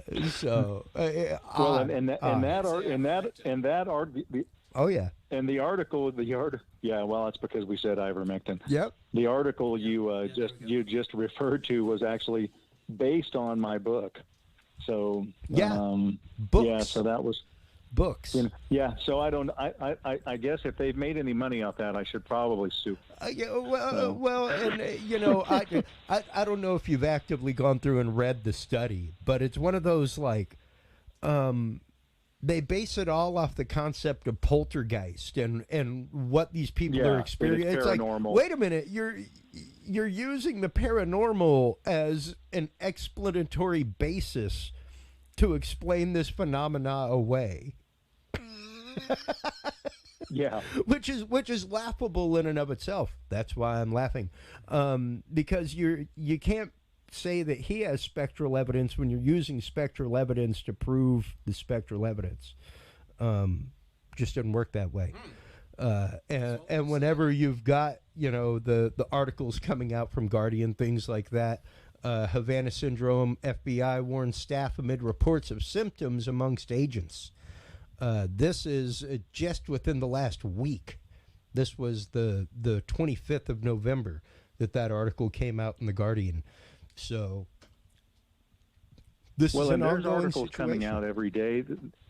There's articles coming out every day that some are, like I said, they'll pull, a psychologist or a psychiatrist. Like, as a matter of fact, Tucker Carlson, which I thought he would know better, actually did a show on it a couple of weeks ago and pulled a psychologist out of Australia or somewhere who, again, had written an article for Psychology Today, who said that this is one person was probably under stress and started having these symptoms. And now it's working like mass hysteria, where all of these other diplomatic workers who are under similar stress are complaining of the same thing. And then there was an article that just came out, a couple of days ago, saying that this is basically all an act on the part of our government to help create Russia as a boogeyman. Yeah. That was what Putin was saying, was that these Havana syndrome claims and stuff were spook tactics. To say that we were attacking people, or that they were attacking people, that kind of stuff. When in fact we're generally projecting when they say those things. Sure, but the funny thing is, since 1968 to the early 70s, we've been using microwave activated bugging devices in embassies and stuff like that across the world for years. For since before I was born. And that's just a passive microphone that's, in the back of a painting, in the frame of a painting, whatever, that all you have to do is hit it with microwave bursts, and that powers the transmitter and gets it going. And there's no laser, there's no wires, there's nothing. So yeah, like even that, you would be exposing people to a specific range of microwave energy on the regs. So, well, and the bottom line is, the technology did get its origin is Russian or Soviet. The main guy that invented a lot of this was Igor Smirnov. Now, when he passed away, his wife started looking for the highest bidder because the Soviet Union had fell. So she was able to do that, and it was a Western military contractor that bought the rights to the Smirnov technology. By the way, Smirnov was the guy that came over during the Waco Branch Davidian crisis, when the FBI wanted to use that technology to put the voice of God in David Koresh's head to try to get him to surrender. The only reason they didn't is the technology wasn't compatible with our FBI computers, and the Russians weren't going to let us use their computers, just their software. So, they wound up not using it, and that's not just my opinion. That was actually printed in Newsweek at the time when they were looking to use that on David Koresh. So, I don't know exactly what year that was, but it's been some time ago, and the technology's been perfected since then. It's certainly been perfected by our government. Yeah. And that's the whole conundrum with Havana syndrome, is for any one of these big industrialized nations to actually, they know exactly what it is. They didn't have to run these people through a bunch of testing. They knew what it was. But for any one of these governments to admit to it, then they all have to admit to it. And this technology is so invasive and so intrusive that people... To the group, Gene Krause, thank you so much, Gene. Ask, Does Dr. John Hall agree that this is a form of... Yes, as a matter of fact, that was part of the title of my first book. Absolutely. So, yeah. And, it really is. We actually have a special message here at the end from our good friend and guest, Robert Duncan. But we just recently had him on talking about the concept of a firewall for the human mind. The fact that right now there are laws being brought before Congress about advertisement in dreams. Because they actively have the technology not only to record your dreams and play them back for you. I've heard that too. But they actively have the technology to insert things into your dreams with a dependable result. That is messed up stuff. So, yeah, imagine just like, drinking Coke. Slowly programming us. Just. Maybe not even slowly. Yeah, right. Yeah. Well, it really is that matrix concept of, at what point does it become invasion? And at what point does because you can only put it in my brain. Well, believe it or not, legally for these people, yes, it is. It is, because there is no law. And we talk about this all the time with Dr. John Hall. There is no law that prevents the U.S. government from experimenting upon the citizenry. Zero. Because technology progressed beyond the laws. So there's no law written. You're talking about private contractors. You're talking about people signing on for things that sure are government funded. Like, oh God, it came out in like 2013 that the state of New York was like testing diesel fumes on 6-year-olds, like stick them in rooms full of diesel fumes to see what the long-term effects were. It's like, wow, pretty sure we know what the long-term effects of fumes are. Yeah, they're so curious. So yeah, but this was like government funded through private contractors. So it took digging for it to come out. Right. That's just but one of hundreds, there was there is no legal recourse for these children, and much like it is with human trafficking, Billy, where the actual people being trafficked are held responsible in court for their own trafficking and given charges. Well, and it's the same thing with target. When somebody calls the police or they try to start a lawsuit based on their targeting, well, then it's left up to them to prove what they're being targeted with. Well, that's top secret technology, and it's being done via satellite and via cell phone towers and everything else. So it's waves that you can't see, and even if you bring somebody in and you analyze them, they'll tell you, well, there is some odd waves coming around your house. Almost all of them will get that report. Well, then you still got to prove that it's actually some type of wave that's harming you, which is just about impossible to do, and a lawyer will tell you that. The problem with targeting is there's nothing tangible to take in front of a judge, and you don't know who to accuse of doing it. So, I mean, that's what unfortunately makes a lot of targeted individuals really angry is the more you reach out, or I guess the more you do Google searches and try to figure out who may be doing it, it's kind of like a big circle that you're being put in. Yeah. Where you really, is it the CIA? Is it the NSA? Is it a private contractor? Is it a PI group? Mm-hmm. I mean, I can tell you because I spent a lot of money basically counter-surveilling the people that were doing it to my fiancée, and it was a former FBI guy and his son, who was a former DOD official, that were running a private investigative company. And I think probably in most cases, it's probably being farmed out, contracted out to private investigators, because that way it's not actually a CIA agent that's creeping around and doing the stalking and doing the targeting. It's a private contractor almost always. But that's the whole problem with this type of technology, is that it really is hard to prove.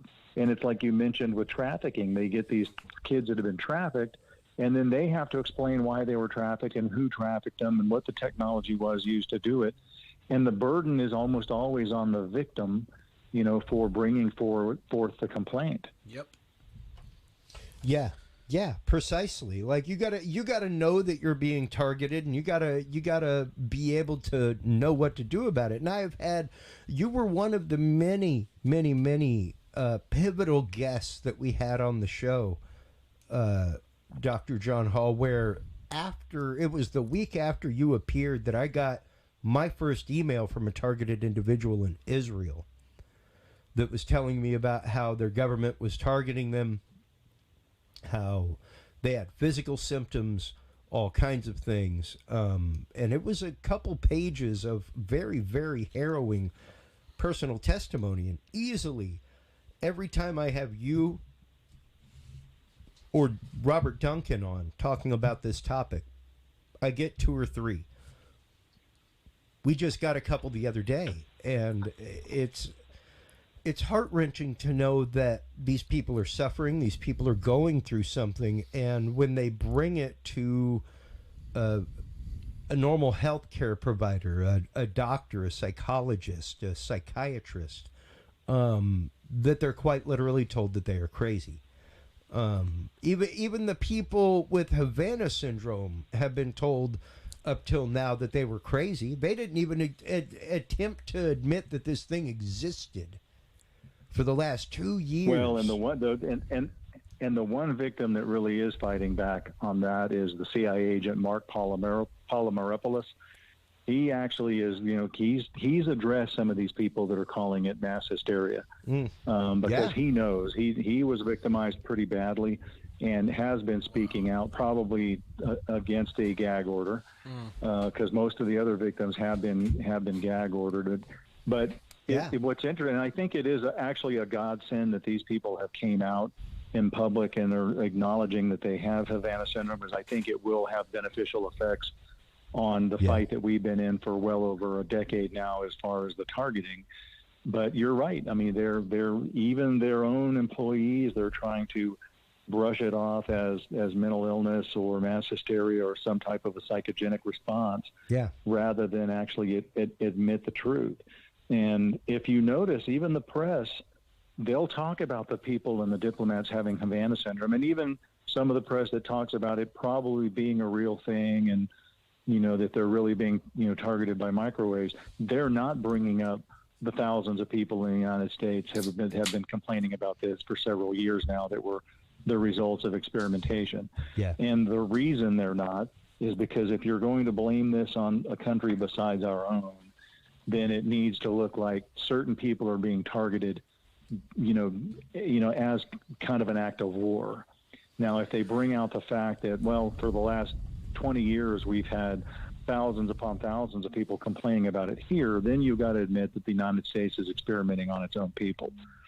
So, and you got to be ready to admit that. Like you got to be okay with saying, yes. Well, I mean, past behavior is the best indicator of future indicator, which right now would be current. Well, it's indicator. It's like we say on the show regularly. I would challenge you, and I'll put some hold music on and go make some popcorn while you try to find me the testimony before Congress or Senate, in House, any of them where the CIA has actively told the truth. Yeah, no kidding. Where they've been called before Congress and been like, okay, so what's happening? And they tell a story, and then like 10 years later it comes out like people said MK Ultra was a lie, and it was the talk of crazy people like Timothy Leary and crap like that, until we had the Wormwood trials, till we found out that no, that actually happened. Like we actively dosed a bunch of people with hard psychedelics, like whole towns in Canada, stuff like that. It's unbelievable what we do to each other. Just well, and that's why we're going to need to put and Robert Duncan and I, great friends. We come at this at two different ways. I kind of look more at the political spectrum of it and the medical spectrum. He looks at the physics of it, and I know there's a lot of people out there looking for ways to block it, looking to ways to manipulate the signals to make it less harmful. In my mind, ultimately, the solution is going to be political, and we're going to need to put people in office that are willing to have another church committee, or another Rockefeller commission to bring it to light. And that's, because once it's common knowledge, once the government says, yes, we have the technology to manipulate your mind, we have the technology to put thoughts or voices in your head, the reason it hasn't happened, it's going to turn the medical community upside down. It's going to turn society upside down, because now that your last bastion of privacy is gone. That if somebody wants to target you, they can hear your thoughts. And that, then they can communicate with you the thoughts. If you're praying, someone can hear your prayers. That when privacy of thought is gone, that will change society for the worse. Yeah, Billy Joe Cain here had a question for you, Doctor. So, sure. So my question is this: when you have Starlink and 5G and 6G coming out, etc., how does that play into this? Well, I mean, any newer technologies they're going to take advantage of in that regard. Now, 20 years ago when this first started, my personal belief, and this is after talking to several CIA agents current that were willing to talk to me when I was writing my first book, pretty much all agreed that this was all satellite-based. And if you remember, even Noriega complained of being targeted at the time. Well, that's what I'm trying to figure. I'm trying to find the tie into Starlink, but I mean, it's okay. I'm excited hearing what you got to say. Yeah, well, but I mean, now that we've got other technology, the 5G especially, there's a 5G tower, every 100 feet in an urban area. So, I mean, it will rapidly become to a point where they won't even probably have to use satellites to do it. Because satellites require upkeep. And, one of the most interesting things I ever got asked, by an interviewer was saying, well, why would somebody spend literally, hundreds of thousands of dollars to follow somebody by satellite? And I'm like, it doesn't cost hundreds of millions of dollars to follow somebody by satellite. That satellite's lost with your tax dollars, and anyone just about, I can put a satellite tracker now. They're, with a little Apple Air, use Wi-Fi or, you the can tags. rent time on satellites. Yeah. You can rent time if you want to. Like if you want to go explore the plains of Egypt and take some high-res pictures, you can rent a satellite for an hour to do that as it passes over. Satellite surveillance is the most inexpensive way to track someone. Yep.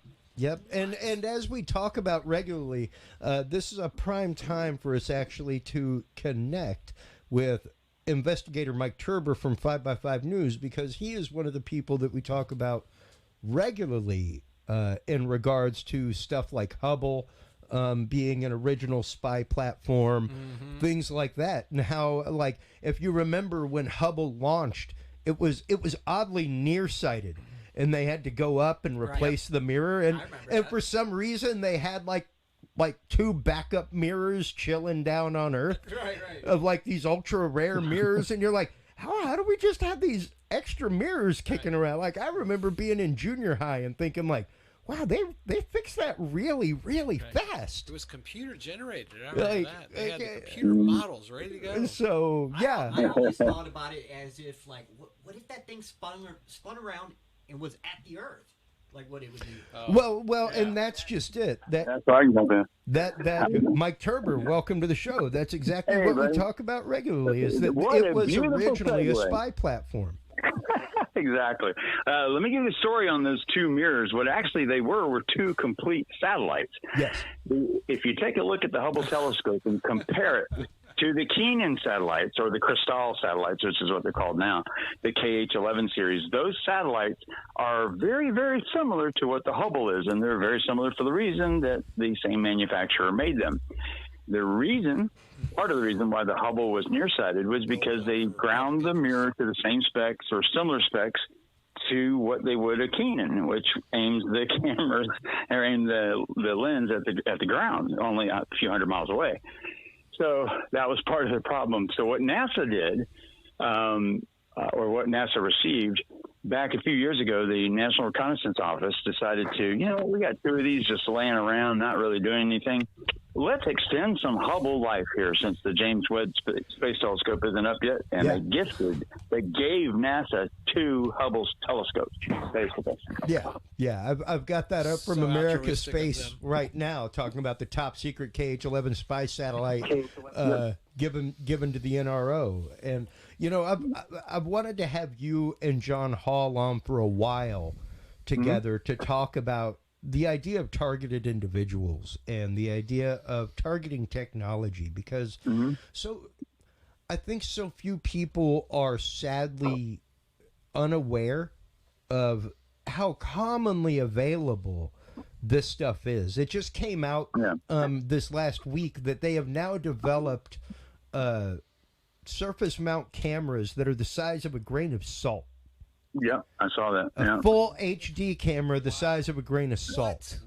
Amazing. And when you're talking about like drone technology that is the size of a fly, and how long things like that. Exactly. So exactly. These things are around for years before we hear about them. Some Neil Stevenson stuff right there.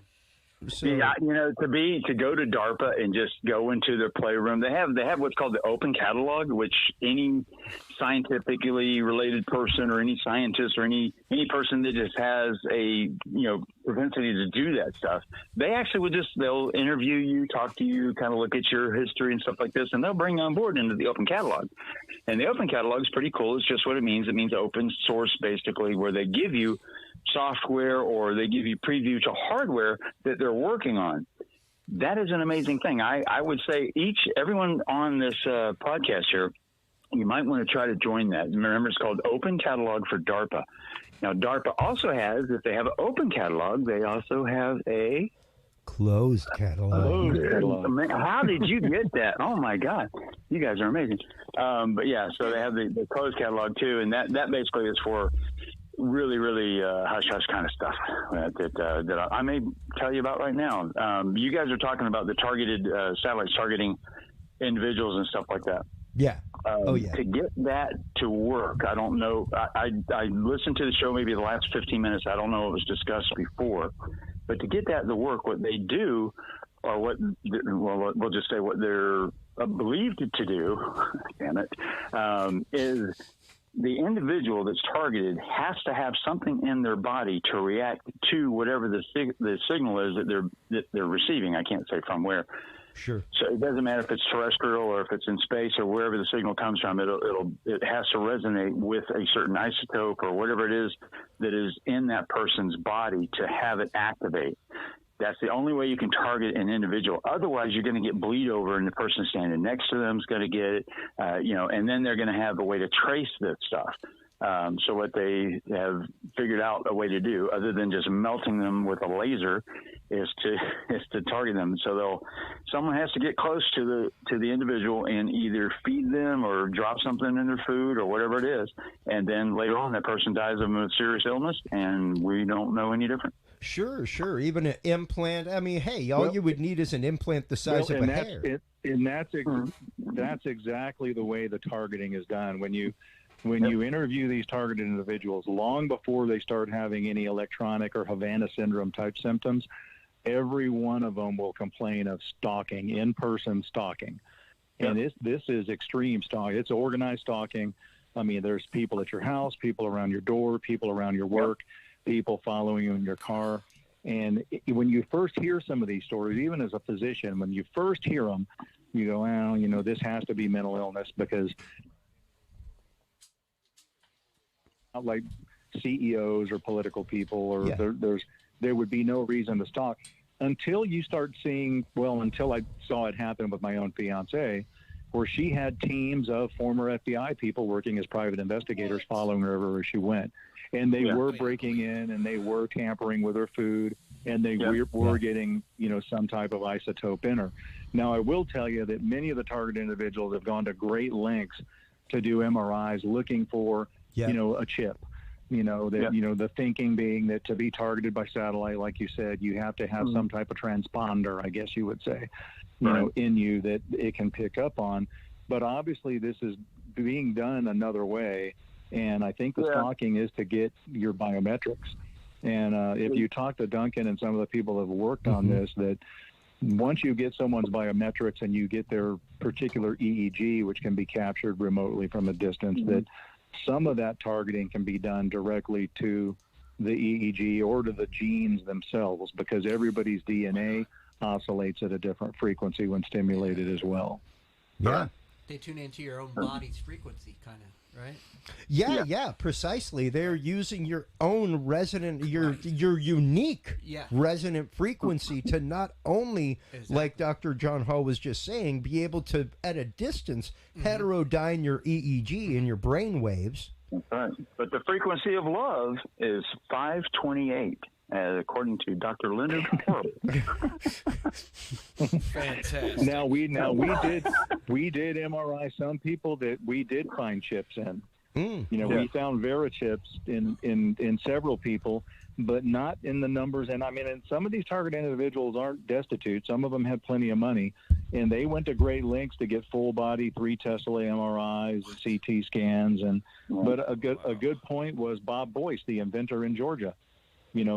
Detected a lump on the side of his shoulder, and it was a Vera chip, and the ID number on the Vera chip did trace back to the NSA. Yep. They left the serial number on it. Wow. What's so funny is there's an office in Louisville, Kentucky, which is where UPS is based. Inside UPS, and this is, you guys can look this up, inside UPS's facility is a specific office. It's held by the NSA. They won't obviously acknowledge it. And, people tell me, you're divulging national secrets or whatever. Some of these I don't really care because I've seen part of them leaked before. I'm just putting pieces of the puzzle together, which I'll get in trouble. Who cares?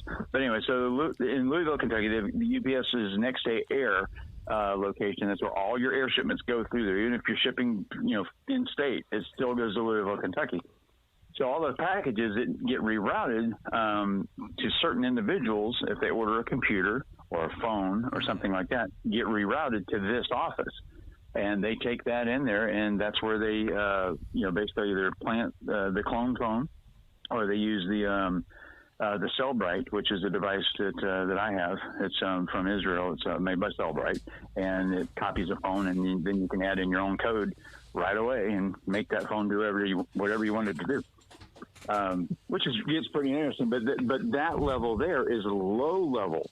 Oh yeah, that's like entry level stuff. That's like baby stuff.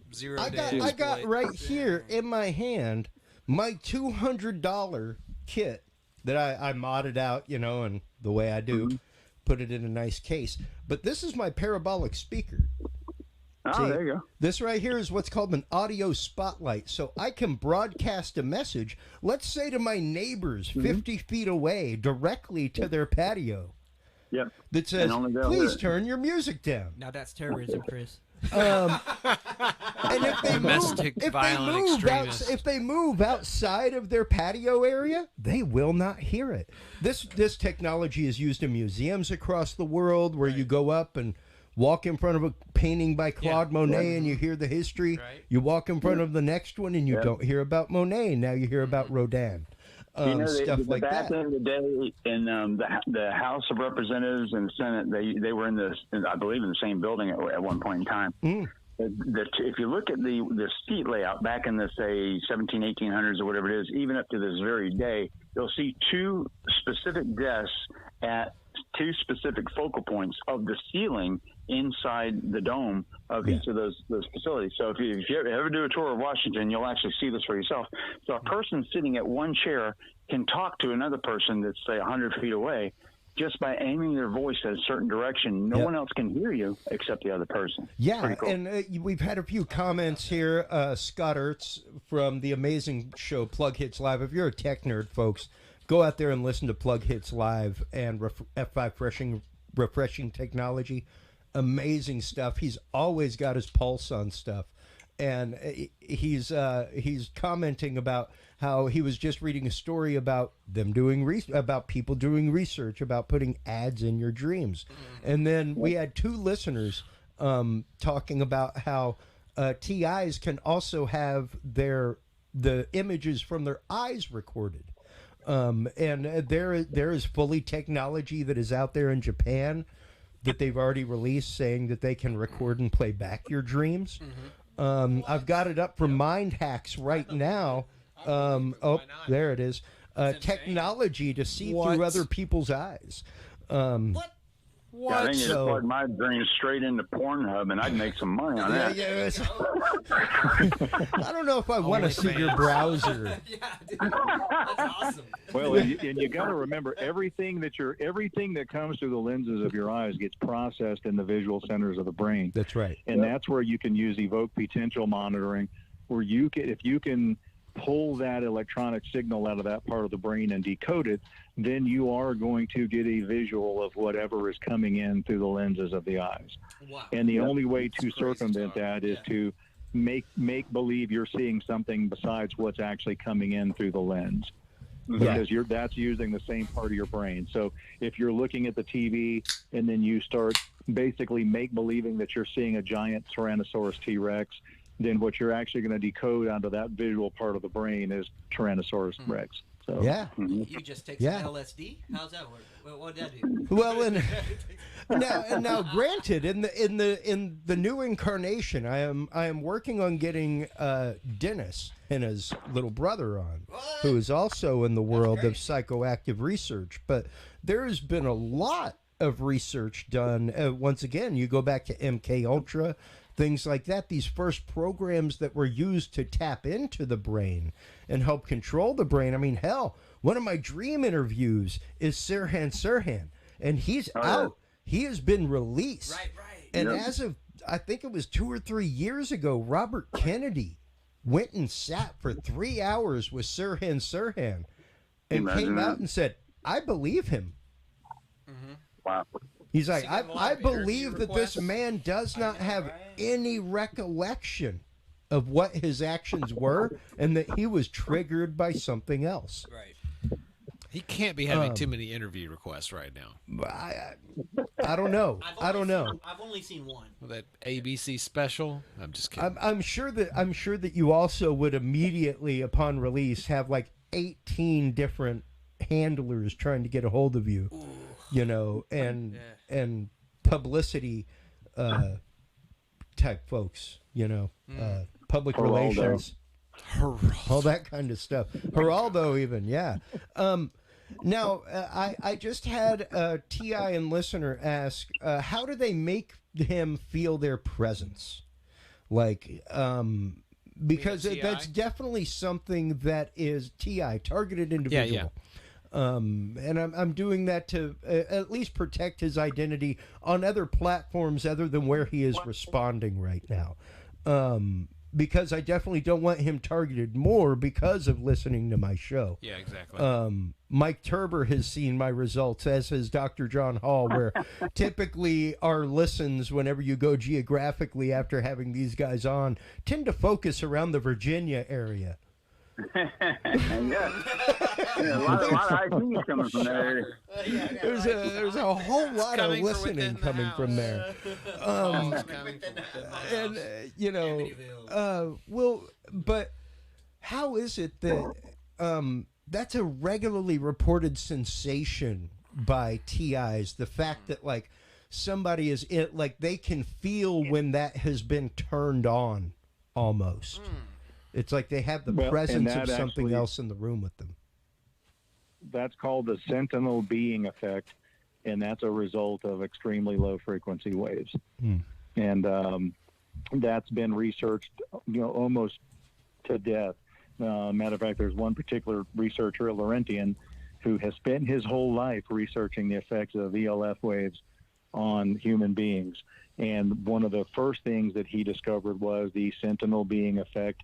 And that's when your brain is bombarded with extremely low frequency waves, that you have the sensation that God is in the room, or you know, something of the occult, or another sentinel being is in the room actually watching you. And which is ironic, because one of the things that we discovered a long time ago is when you have seismic activity, the Earth itself releases a lot of extremely low frequency waves, and there are clusters of UFO sightings around seismic activity. And one of the theories is that the amount of ELF that people are being bombarded with causes them to possibly hallucinate see and feel things. But that's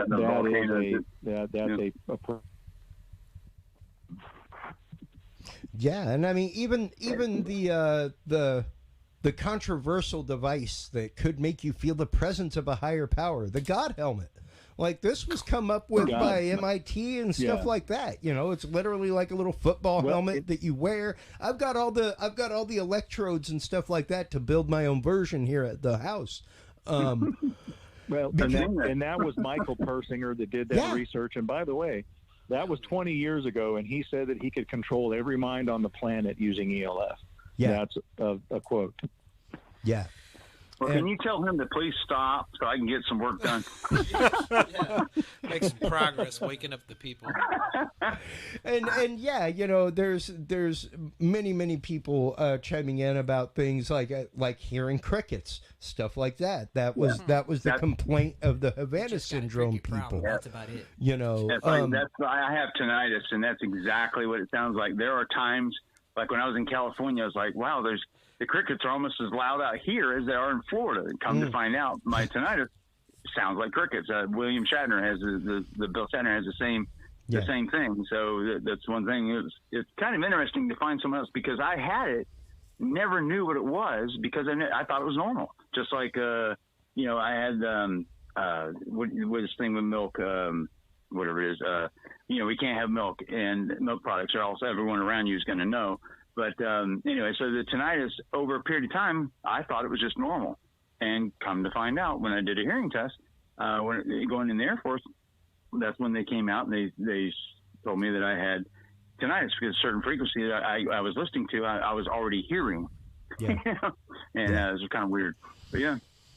Now, well, an interesting thing is some of the studies we did on targeted individuals, people who claim to be targeted or electronically harassed also have tinnitus at a 300% increased rate than the general public.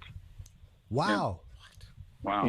And almost always the initial complaint is tinnitus that slowly degrades into, kind of hearing voice patterning like you would hear on an AM radio that's slightly out of tune, until finally the voices become completely audible and conversational. So. Yeah. I used to work at the Austin State Hospital, and what you're describing sounds so much like the patients that we used to have there. It scares the hell out of me. Are they diagnosed schizophrenic at that point? Yeah, we had a few of them, and the diagnosis of schizophrenic usually means there's no chance you have breaking out of that. Right. So I'm just fascinated that it sounds like the same thing, but these people just kind of get stuck in it. Well, and I think it was I'm pretty sure it was designed. The technology was designed to look that way, because you're right. Schizophrenic has they will get better on meds, but other than that, you're right. There's no cure for it. The psychotherapy is really about the only treatment, and the meds do help a little bit. But even when these people are put on meds, they're doped up on meds, but they're still hearing voices. They're still being stalked, and they're still being zapped with directed energy, kind of like the Havana syndrome people are. And we do have targeted individuals that have been targeted for years, and then all of a sudden they're better, and it goes away because people stop targeting them. It's not that their schizophrenia all of a sudden became cured at 50 years old, because schizophrenia only gets worse as you age. Right. So, Mike, is there a pattern that you've noticed? Any pattern that you've noticed of people becoming schizophrenic or something similar, some form of dementia, and those particular people were known to hold on to some rather disparaging secrets? U.S. government, national security secrets, things like that.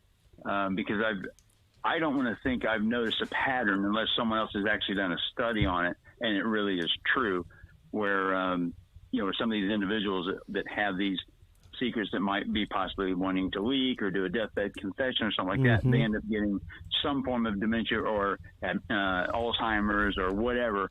And if you're going to target someone with one of those diseases, how deplorable that would be. But I can see where someone would want to use that as a tool to keep that information either quiet, or if they do say something, they'll be labeled as crazy anyway. Yeah, vets or CIA or NSA. Oh yeah, right? I can tell you, I've had a number of former NSA, former CIA, former National Reconnaissance Office people come to me as targeted victims. Yeah. Well, and that reminds me of Aaron Alexis. That's what I was just about to say. You know, That is the case that we bring up time and time again whenever I have we a have crazy John Hall question. on. Go ahead. I mean, this may not be the time for it, but it's like, what can you do? What? You know, I mean, people talk about the tinfoil hat, which usually means that maybe that's the right solution. Use copper. That would actively amplify. Yeah, I know. I don't know what the right signal. answer. If you remember your 1980s click-clack TV technology, what did you do to make the antenna better? You put tinfoil on it. Right. These are to all increase great. to increase the reception. So don't go off putting a tinfoil hat on, folks. Just makes it worse. Whatever you do.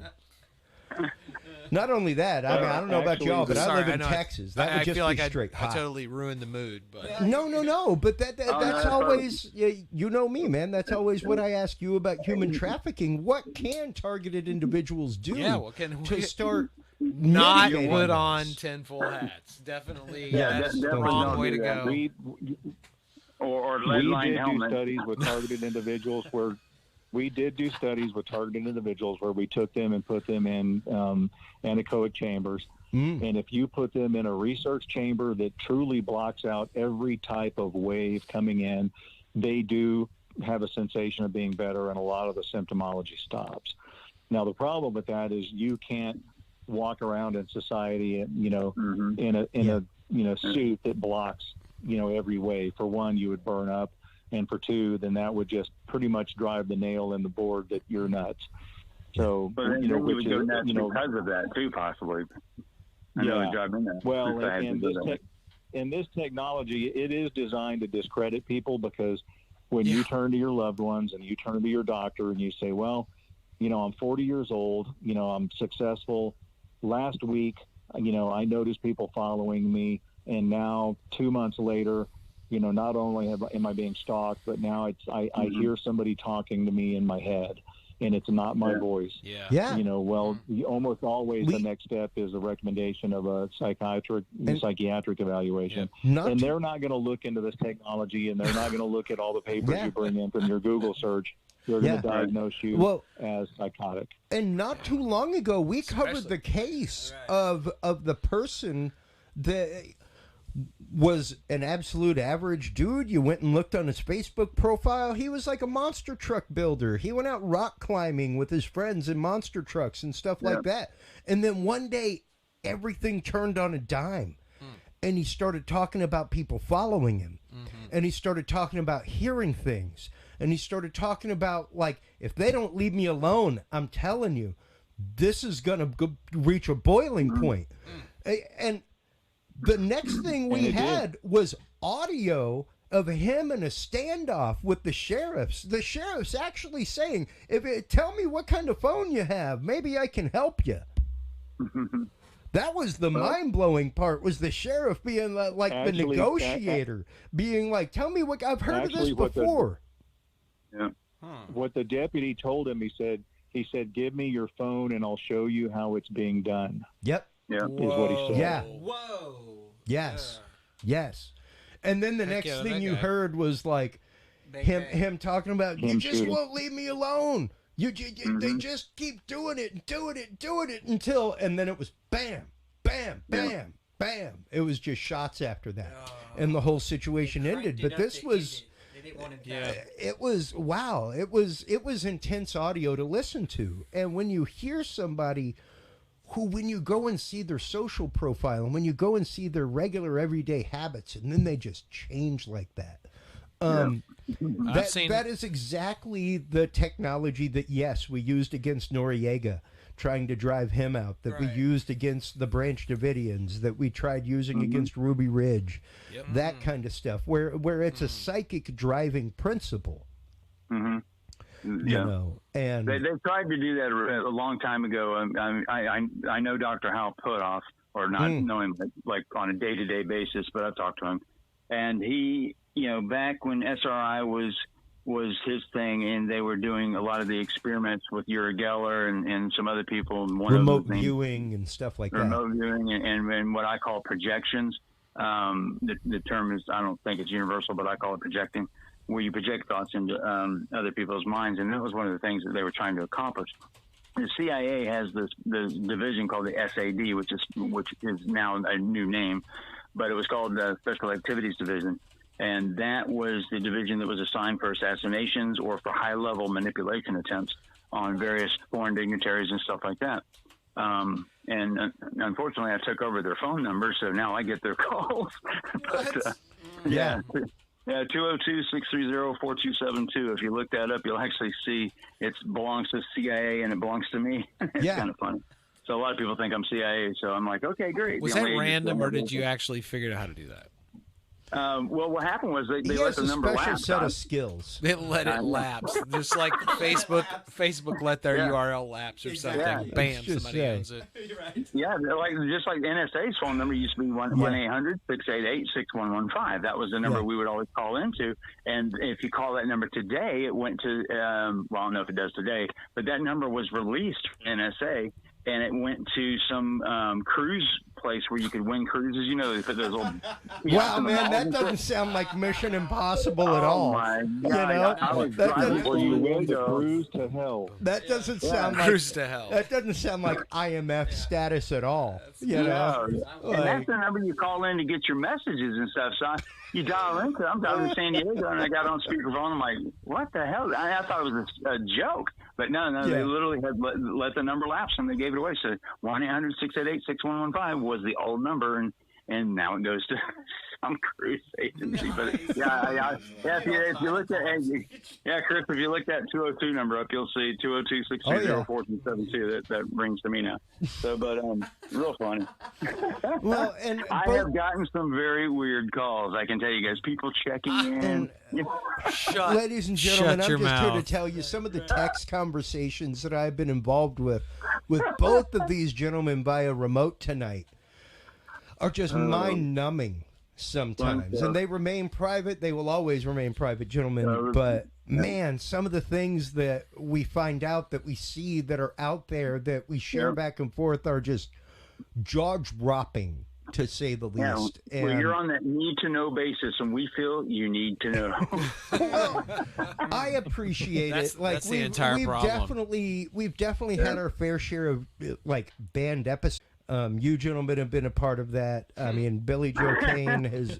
I mean, every one of you guys tonight. The whole reason why you were the trifecta of you were asked, I guess, really quadfecta, is that y'all were all pillars of what built Dudes and Beer, and turned it into the show that it is now. That's Curious Realm, where we get to go to a larger format. We get to take this message in these missions, like the exfiltration of people from Afghanistan. That friggin' like Mike Turber's still working on that. I don't even want to get into that, dude. That's an hour and a half in and of itself, the work that you have in front of you. He's still got like thousands of people on his exfiltration list. Whoa. That's what we left in Afghanistan, just laying on the table.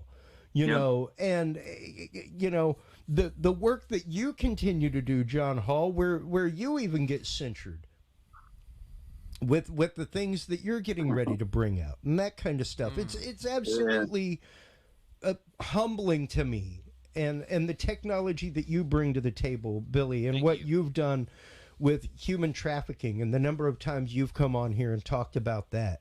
Like, it's humbling to me to know that our show has meant that much to y'all, and that it's meant that much to so many listeners. I'm going to forward you a copy of an email. I don't know if you've seen it or not. I don't remember if I copied you or send you screenshots. Okay. What happened was I'm trying to think about how I can say this and let it come out, because I want to say it. Yeah. Okay. So the National Reconnaissance Office, everyone, if you're familiar with Maxar Technologies, that's the company that actually you see all the images on TV where they show all of this. Maxar Technology, blah, blah, blah, is Digital Globe. That's what most people know it as, is Digital Globe. Okay, so Maxar Technologies, apparently, now this is where the information came out. I applied into their technology center to get the satellite images for Afghanistan at sub 30 centimeters, and 30 centimeters is the minimum or the best resolution that you can get as civilian. And I was wanting 2 to 5 centimeters, which is what I'm used to looking at. Yeah. And so I applied, got it basically approved. They said, but I need a GSPO, which is a government sponsor essentially. And so I had a government sponsor at Department of Homeland Security.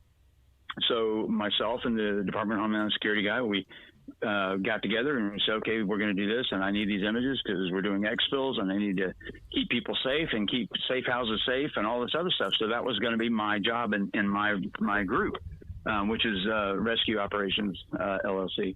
So we went through the whole process, got approved, everything was done. I go to log in, and then boom, I get cut off, and I get this weird email. And I'm going to send you actually I can post email. Anybody can read it. It's an email from the NGA, National Geospatial. And so they sent this email saying, Mr. Turber has tried to break into our secured system. Mr. Turber used to be a user back a long time ago, but Mr. Turber's no longer a user, and blah, blah, blah. And I'm sitting there going, you guys approved me. And I have the emails from them telling me, oh, you need a government sponsor. And so I did. I went through the whole process. And get this, on the same email that they admonished me, they admonished another person that I have no clue who the person is, giving out information on the other person, which means my information went to them as well. Because we were all copied on the same email. I said, whoa, this totally breaks all OPSEC protocol. So I contacted them and gave them one hell of a lashing. And I'm still sitting here to this day wondering, I wonder where we're going to go with this eventually. But anyway, I'm sitting here going through the Maxar website right now, and it's pretty phenomenal. Like, you can get down to object tracking, things like that with their satellites. And that's what we were saying earlier, is that this is all stuff that, hey, you went in as a government contractor. You could go in as a private contractor. You could go in and be like, hey, I'm trying to find out how many people in this region are using Androids on the daily. Well, what they'll do is they will actually filter. When you go in, you'll see the filters. You won't see the filters that you can't see. So, and I know all the filters that are there. So you can go in and filter out certain things if you're agricultural, if you're this or that or whatever. Sure. Once you start getting into that surveillance realm, they cut you off. You're not going to specific things that you can do and what you can't do, and the government will not sponsor anything that involves a civilian or even a contractor being able to spy on specific people overseas. But that doesn't mean it doesn't happen, because there's Booz Allen, they do it all the time.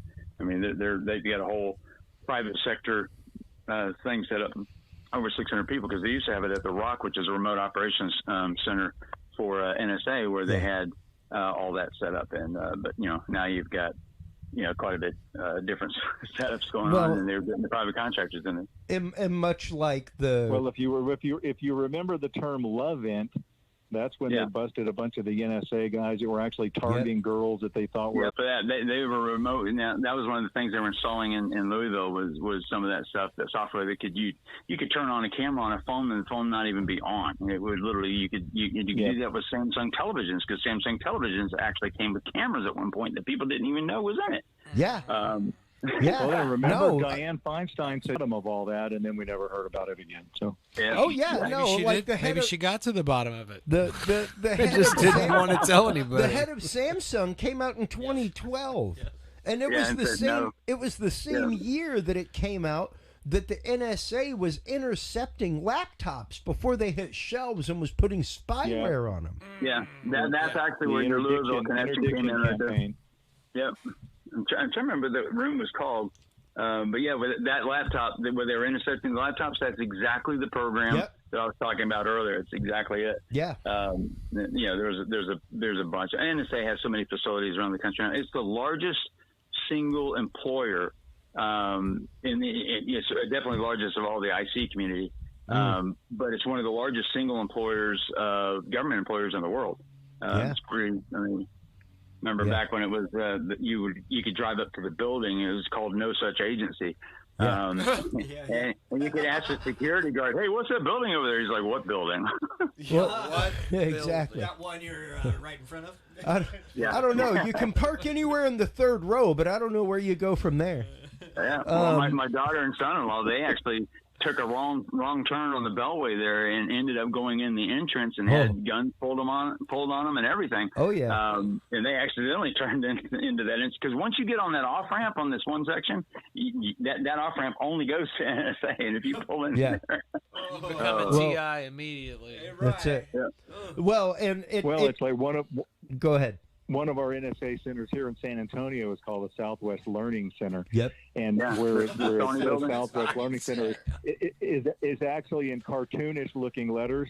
It kind of looks like where young single moms go to learn how to do clerical work or become an MA or something. You know. Oh, really? Is that the Sony chip plant over there by Walmart? Yeah. There's a Sony. Is it the same one? No, that one's off of 151. This one is right in the neighborhood off of Wurzbach. Yeah. Okay. I'm trying to tell you a story. You may remember this on the Sony building. When they bought that building, they started to change over some of the communications comms inside the building for security reasons, and our guys were bleeding KA and KB bands and all kinds of different bands, just playing with the frequency ranges to see exactly which ones work best inside that building because the building had so much metal and wire and chillers and all this kind of stuff. And they everybody's started garage doors were opening and closing. Yes. Can you remember that? Yeah. Oh man, that was hilarious. Well, the official NSA story here on the news though, because they denied it for months. Oh yeah. And then finally they came out and said that they were experimenting with a new ground wave technology, is what they said. Yeah. Well, that's actually true. That actually is technically true. But it was basically all it was for the security guys to be able to talk to each other and not see the building can't have any frequency that affects anything that they're doing because some of the equipment is so sensitive. So they were playing with frequencies to find out which ones would not affect certain devices that are available inside that building. And so we had dummy mock-ups, and we had actually all they had to do was measure what the frequency was coming into that one room. And so they were just playing around with it, and lo and behold, they kept hitting the garage doors down the street. So one of the guys, he's standing outside smoking a cigarette, and he's like looking and sees this news crew go into the street by the Walmart that's right across the street there. So there's a Walmart there, and then you have an apartment complex behind that, and then you have NSA. And so they were filming across the street. We're like watching all these garage doors going up and down. And he's like, "What in the world is going on over there?" He says, "Hey, Jenny, are you messing with those frequencies again?" He says, "Yeah." Yeah. Stop for a second. Yeah. Wow. But yeah, that really happened. Yeah, and that particular building is also where they monitor Xbox Live. I've had some people on the inside of there myself. So. Yeah, that's true. Yeah. Okay, I need to hear more of that.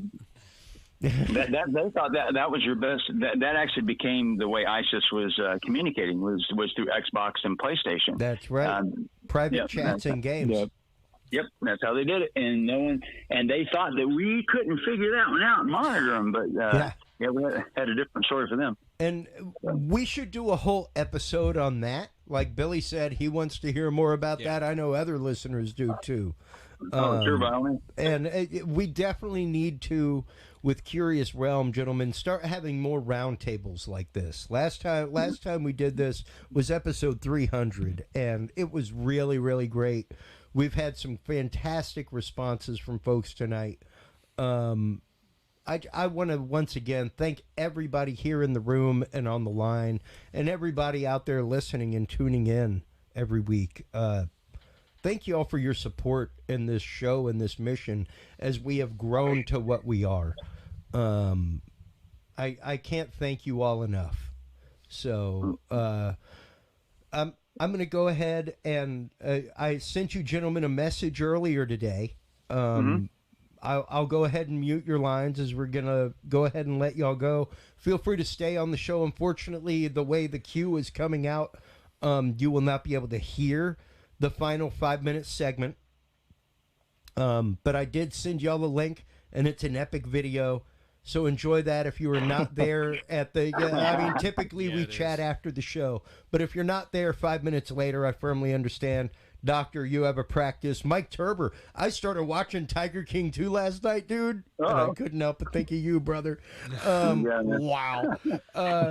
So I'll give you the inside scoop on a future show if you got enough for listeners who want to hear it. We'll do it, most definitely. Billy Joe Cain, I want to thank you always for being here, for being such a good friend like you are, all three of you guys. All right, I want to push one thing. Go to pb&J, like peanut butter and jelly, learning.com and use the coupon code welcome home for 100% off our program. Wow. As long as you will email me and give me a testimonial if you like it or if you don't. pbjlearning.com, coupon code welcome home. Yeah, there it is up on screen, folks. PBJ Learning. Stop on by and check that out. I cannot stress enough what it means to highlight and bring to light the plight of human trafficking, not just sexual human trafficking, human trafficking for labor, human trafficking for entertainment, all kinds of things. Harvesting. For organ harvesting. I mean, 48 states that allow child marriage. I mean, it's horrible. Yeah. So I'll let you have it back, so, Chris. Thank you as always, Billy. Steven, my brother from another mother. Oh, yeah.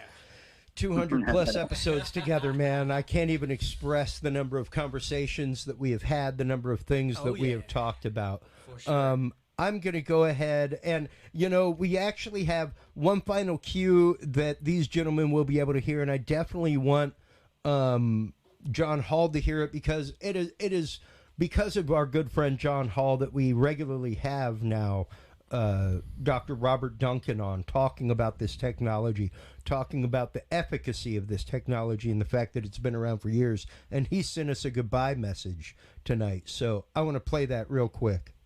Awesome. Oh no, where'd my audio go? We're doing it live. Screw it, we'll do it live. I can't say epic. Fix it in Throw the paper. Oh my God, that's horrible. What that was a happened? classic moment. No, that's horrible. Hold on. It was right then when Christopher Jordan I knew. guarantee you. Yeah, I do this for a living, folks. I promise. This is what I do on the daily. There's a lot of technology going on. Well, here. there's a couple buttons. There's a couple things. I'm watching him move between screen to screen, press buttons on all sorts of things. All that kind of good stuff. Let me make sure. You need a full-on clone of yourself in the background because you don't have any arms. I know. It's all black too. That's the worst part about it.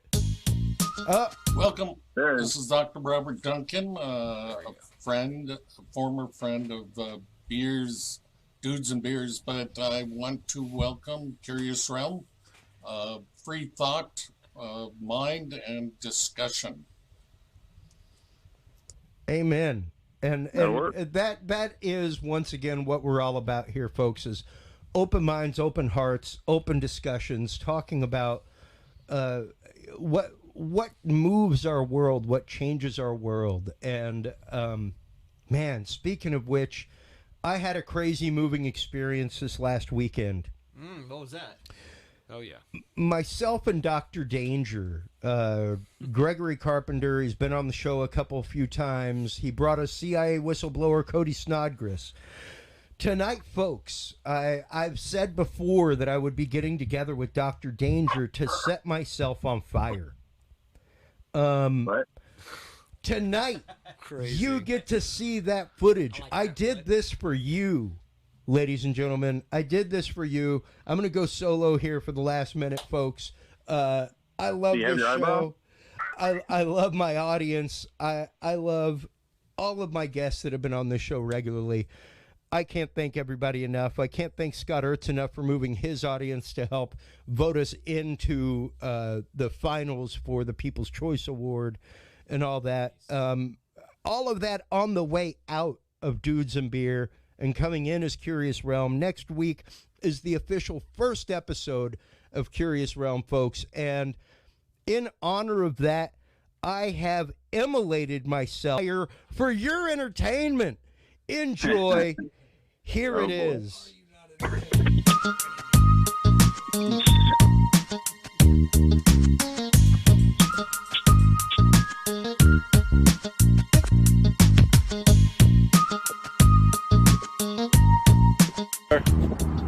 Doing all right, man. Doing all right. A little psyched, a little energized right now. Ready for it. Got big burn holes in my pants from previous survivors. Me too. So, right after Thanksgiving. So, excited though. Excited. Nice. This has been years in the making with Dr. Danger. Very, very excited to end the show. Nice. Ending Dudes and Beer, beginning Curious Realm. That's it. Rising as a phoenix from the ashes. Literally. Literally. It's gonna be great. See you in a minute.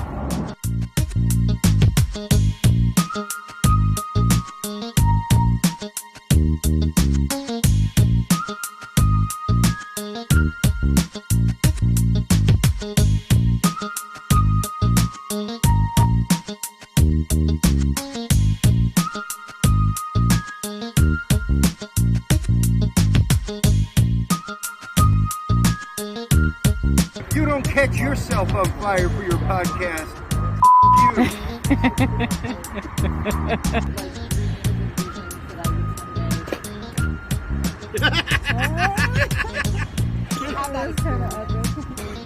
When your buddy throws a torch out of his truck, well, I guess it doesn't make sense to like do it with a cigarette lighter. Yeah. So you don't need my lighter then? Is that what you're saying? I definitely Okay. going to beef. I was kind of.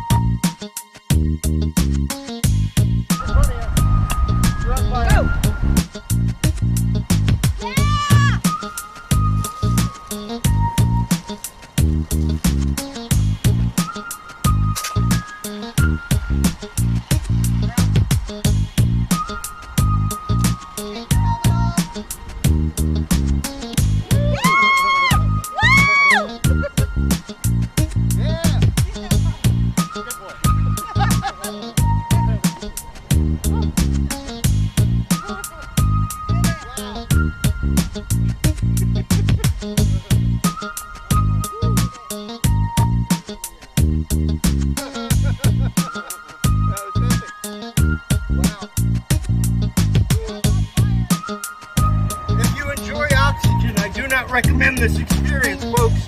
That's all I can say. Thank you so much. Tune in every Tuesday, 8 p.m. Central, for Curious Realm. We'll see y'all next week and beyond. Bye-bye.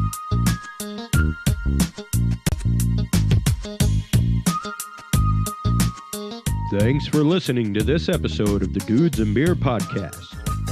Stay tuned for more guests, forbidden topics, and hidden truths. Download the official Curious Realm app and view the Knowledge Vault on our website, curiousrealm.com. Follow us on social media by searching Curious Realm. Curious Realm is available on your favorite podcast services, as well as YouTube, Roku, Amazon Fire, and Apple TV through the APR TV app, available on all app markets. Curious Realm is a proud member of the HC Universal Network family of podcasts. For more great content or to become a sponsor of Curious Realm or other podcasts, visit hcuniversalnetwork.com today. Thanks for listening. Stay curious. And remember, the other side is always watching.